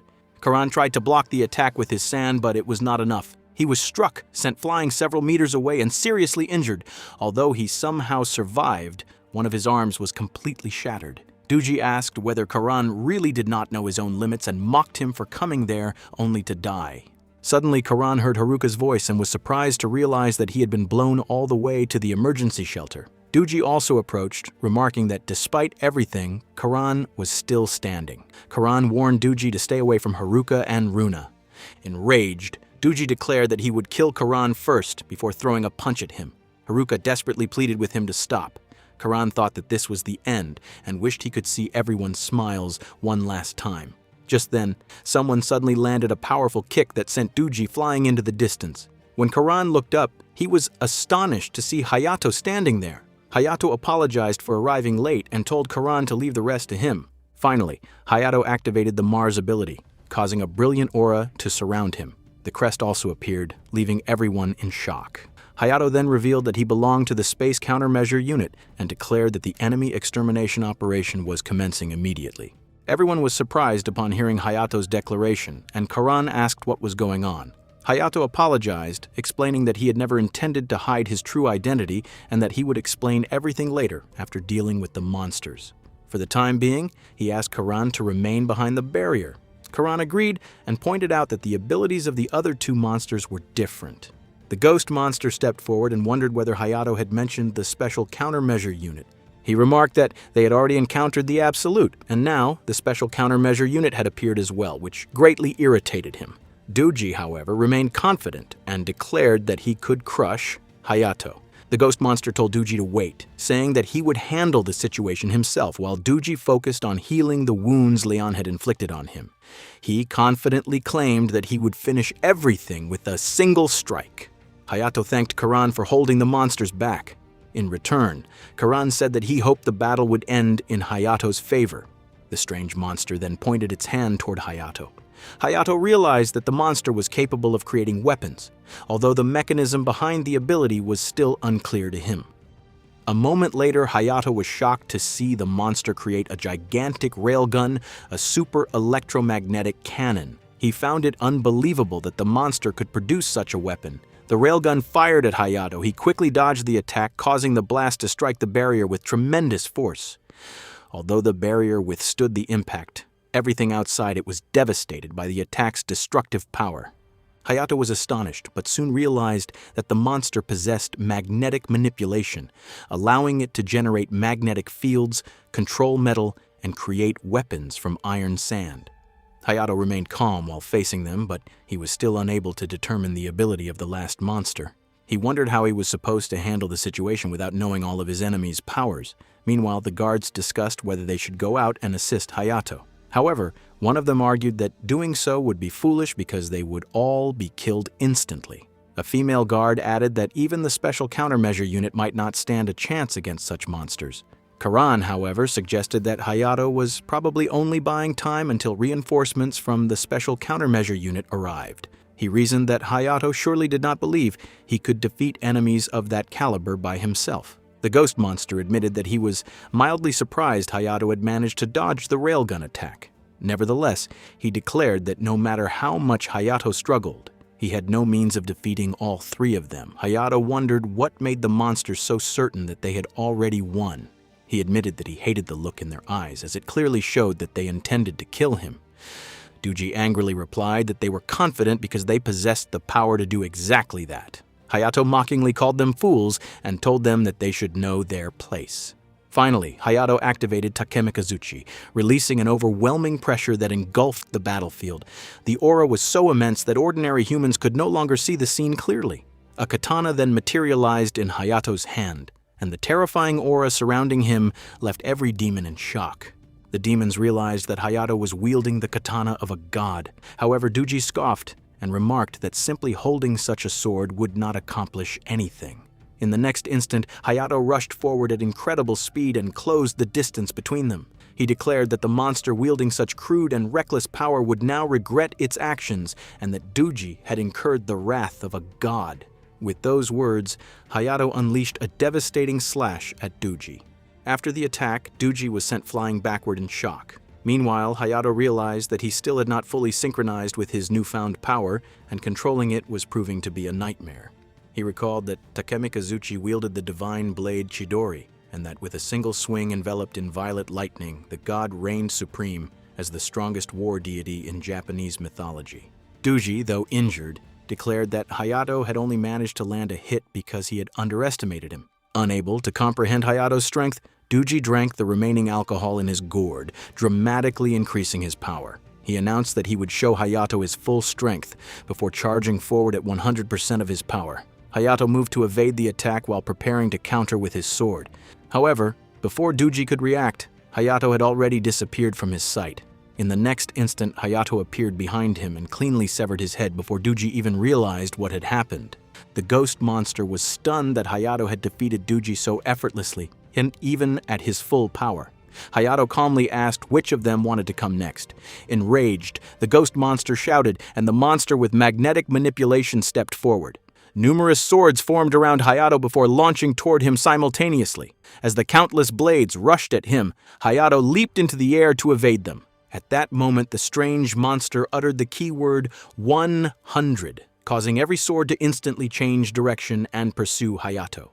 The ghost monster remarked that fleeing into the air had been Hayato's greatest mistake, claiming that the blades would surely pierce his body until one finally struck his heart. Hayato stared at the strange monster and suddenly understood the nature of its power. The monster itself was visibly shocked that Hayato had figured out the secret behind its ability. Hayato immediately unleashed Yamata no Orochi, destroying every incoming sword before descending directly in front of the strange monster. As he moved, Hayato concluded that the monster's ability was probability shift, which allowed it to manipulate the likelihood of events and alter probability in its own favor. Realizing that the ability had to be stopped before it could take effect again, Hayato instantly appeared behind the monster and slashed it cleanly in half, believing that the only way to overcome the power was to eliminate its user before the odds could be shifted. The ghost monster was horrified. He realized that Hayato's power had transcended everything they had prepared against him. Determined not to let Hayato survive, the ghost monster ordered the remaining monster to create an iron dragon, which immediately charged toward Hayato while launching countless iron flares in his direction. Confident that the attack would finish him, the ghost monster declared that Hayato would be reduced to dust. Everyone watching became anxious, but Hayato remained completely calm. He simply remarked that it was time to end the battle and activated Chidori. Hayato unleashed Raikiri, and the devastating strike tore through the iron dragon, destroying it along with the remaining demon in a single blow. The ghost monster was also caught in the attack.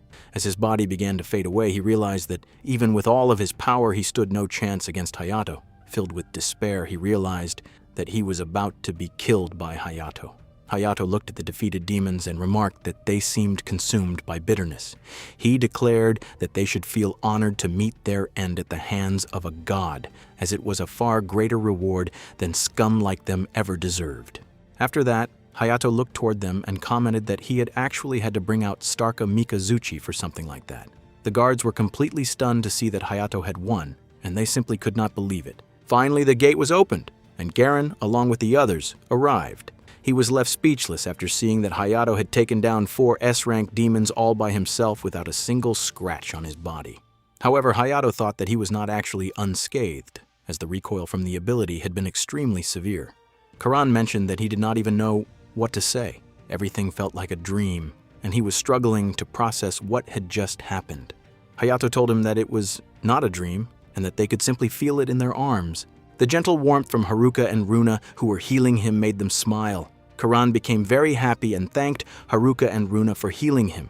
He also thanked Hayato for helping him, while Hayato merely grumbled in response. Karan further added that Hayato possessed a truly terrifying power. Hayato apologized for hiding his real identity, explaining that he could not risk blowing his cover because he wanted to lure out the mastermind. Karan became confused, while Hayato thought that he was finally done with everything on his end. The scene shifted to Takeru, who was inside a house located in the middle of the forest. He wondered whether everything was going smoothly on Hayato's side and whether it had been too reckless to send Hayato alone. However, it was already too late for second thoughts, as the die had already been cast.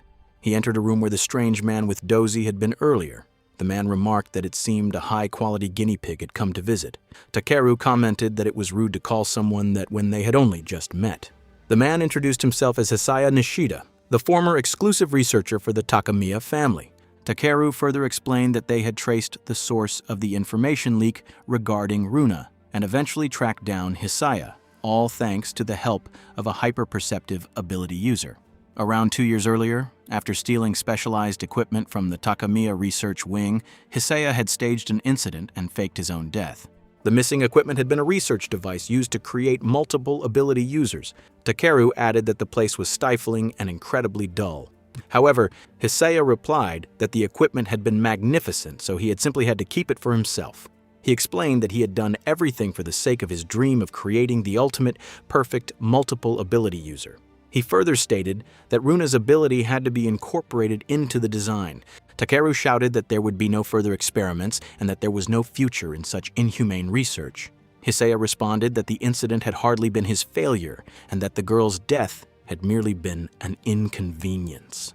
Because of that, he claimed that he had no intention of continuing his research on multiple ability users. Takeru became furious and shouted at him to shut up, declaring that he was going to kill him. Hisaya remained confident and told Takeru to go ahead and try. He then called for Alpha and Beta to come out. However, when nothing happened, he became confused and wondered why they were not teleporting. Takeru wondered whether those trump cards had been stationed at the location from which they were supposed to teleport. He was then surprised as he realized that the beings Hisaya had been trying to summon were the very ones currently attacking the Takamiya facility. Hisaya angrily shouted at Takeru to be quiet before checking his system. He remarked that Alpha and Beta should have killed the guards instantly to obtain their reward. He immediately shouted for them to return, but he was horrified to discover that both Alpha and Beta had been killed. The revelation left him completely shocked, as they had been his greatest masterpieces. Takeru slowly approached him. Terrified, Hisaya begged Takeru to spare him, promising that he would never research multiple ability users again. Takeru replied that Hisaya had no right to beg for his life. He then created 2 massive walls. Hisaya looked horrified, and before he could say anything further, the walls closed in and crushed him. Finally, Takeru walked out of the house. He erected a barrier around it before using his construct ability to demolish the entire building in an instant. He commented that to ensure there would never be another victim like Kaori again, he would erase everything related to multiple ability users. Everything had calmed down, and the humans discussed the previous battle. By the next day, everyone was talking about the events of the previous day when Hayato had defeated all 4 S-rank monsters. Some people were relieved that those monsters would no longer appear near their area. Everyone wondered who could possibly have defeated all 4 of them alone. They knew that the special countermeasure unit was powerful, but what had happened seemed unbelievably insane and overpowered. Some people even refused to believe that a human could accomplish such a feat. Even the news outlets portrayed Hayato as someone who had surpassed all expectations. The scene then shifted to Hayato, who was cleaning his house. He was delighted that he had finally received a 1-week vacation and planned to spend the entire time doing housework. His sister Ao happily commented that a clean room really put the mind at ease, and she jokingly declared Hayato to be the vacuum master. She then acted like a kitten and seemed extremely pleased. Hayato replied that he did not want such a title and asked her to help him with the cleaning instead. However, Ao refused, explaining that she was busy eating. Hayato asked where she had even found the kitten. Ao replied that it was a secret. After noticing that Hayato was wearing his uniform, she asked whether he had another mission. Hayato answered that he was not sure whether it was a mission, but he had received a message instructing him to report to headquarters. All of a sudden, they heard a voice from outside. When they both rushed over to check, they found their father lying on the ground and asking Hayato for help. Their mother soon arrived, angrily wondering how many times she had to tell him the same thing. She questioned why he could not keep his eyes only on her, explaining that he had kept staring at other women on the way there. She further complained that he had been very slow in replying to her messages and assumed that she no longer mattered to him. Hayato's father denied all of her accusations, insisting that he had replied to every message within 10 seconds. However, he explained that keeping up with more than 100 messages had been very difficult. She glared at him and remarked that she did not want to hear any excuses and that he could simply remain silent. Hayato's father apologized while Hayato watched the exchange with Ao and commented that their parents had not changed one bit. The four of them then went inside and began talking. Hayato's mother commented that Hayato and Ao were living in quite a nice place. Her name was Akiho, and she worked overseas with Hayato's father. However, she returned to Japan from time to time in order to stabilize Ao's rapidly rising power level. Hayato's father glanced at the cat, but Akiho immediately grabbed his face and told him that he should only look at her. He became visibly frightened.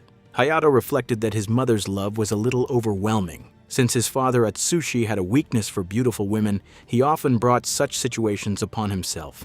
Even so, Akiho always had him completely wrapped around her finger. Akiho commented that she had never imagined Hayato would join the special countermeasure unit and added that she was extremely proud of him. Hayato replied that he had been the most surprised by it himself. Akiho then asked whether he was managing his abilities well. Hayato answered that he was doing well enough. She further told him that if he ever had any trouble, he should let her know because she would personally give him special training. Hayato hesitated to respond. Atsushi then asked Ao about her current power level. Ao replied that it was just under 100,000. Akiho looked surprised and apologized for taking so long to return. Atsushi commented that stopping a rampage at that level had been quite troublesome, and that he was simply glad they had arrived in time. Hayato then stood up and said that he had to leave for headquarters soon. Akiho looked disappointed and remarked that she had been hoping they could all have dinner together. Atsushi commented that Hayato was certainly very diligent. Hayato asked them to take good care of Ao, and they wished him a safe trip. Finally, Hayato arrived at the Japan branch of the Special Countermeasure Unit.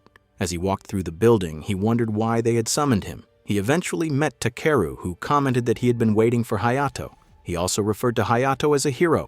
Hayato looked confused. Takeru explained that the public had been the ones who gave Hayato that title. As they continued walking, Hayato remarked that if defeating enemies like that was enough to make someone a hero, then the world would be full of heroes. Takeru disagreed, explaining that the number of people capable of accomplishing such a feat could be counted on 2 hands.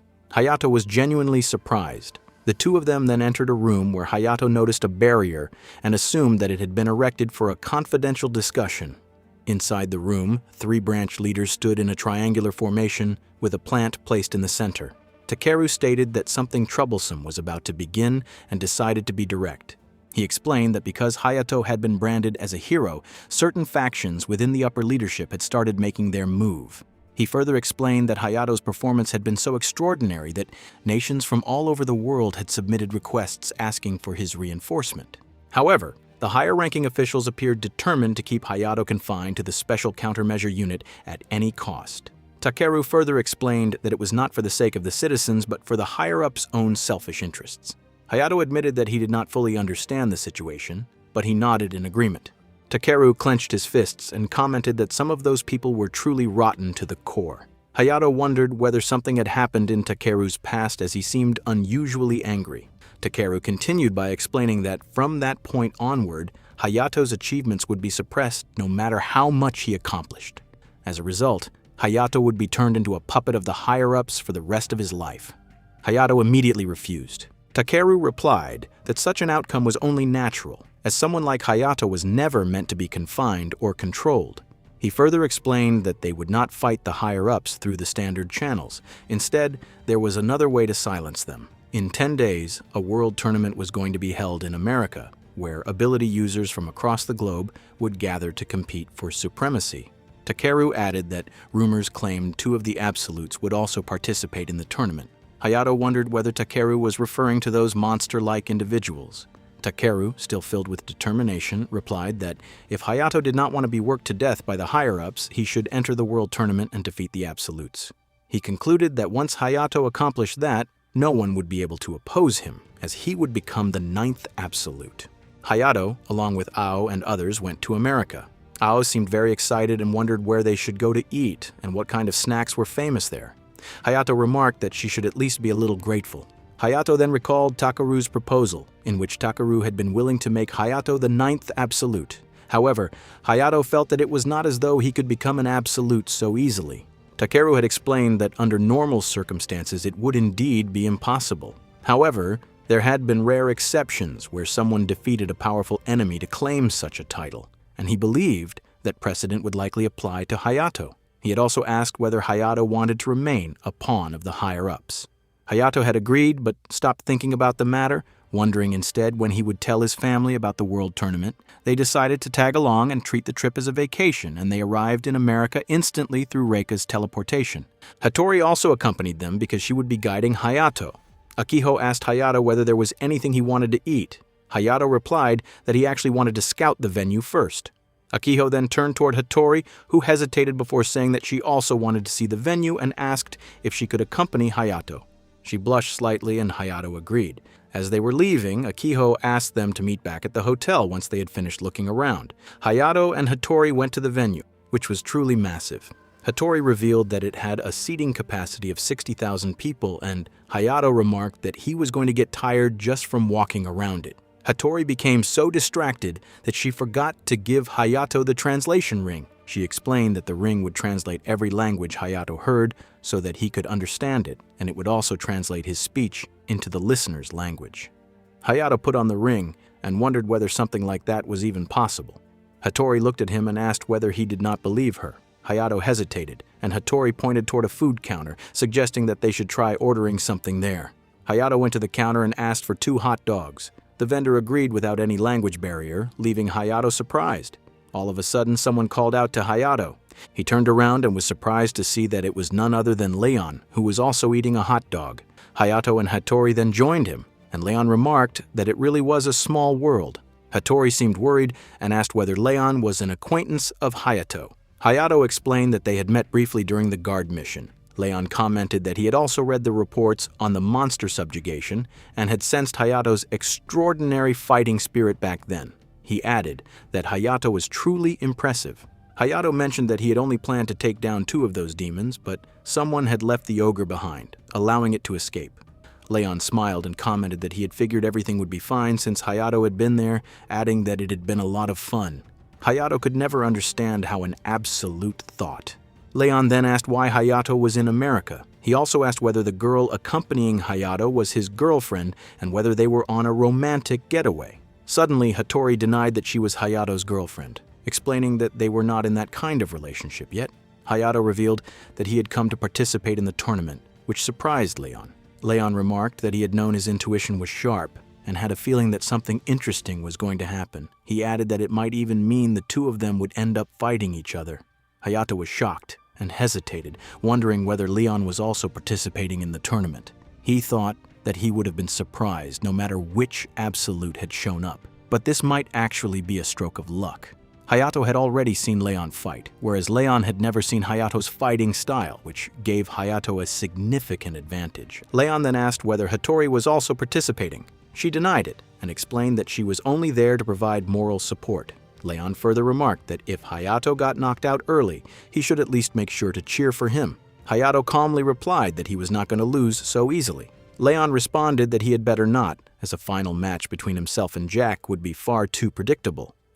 Hattori was surprised upon hearing Jack's name, and Hayato understood when. Leon explained that Jack, the second absolute, was also going to participate in the tournament. The scene then shifted to a balcony of a building where 3 people were enjoying their time together. One of the women remarked that it was quite surprising to see Jack participating in the tournament. Jack responded that, for once, he trusted Leon's intuition. The other woman added that, even so, the outcome had already been decided. Jack replied that they would never know until they actually gave it a try, and that there might be someone stronger than them. However, he admitted that such a possibility was extremely close to zero.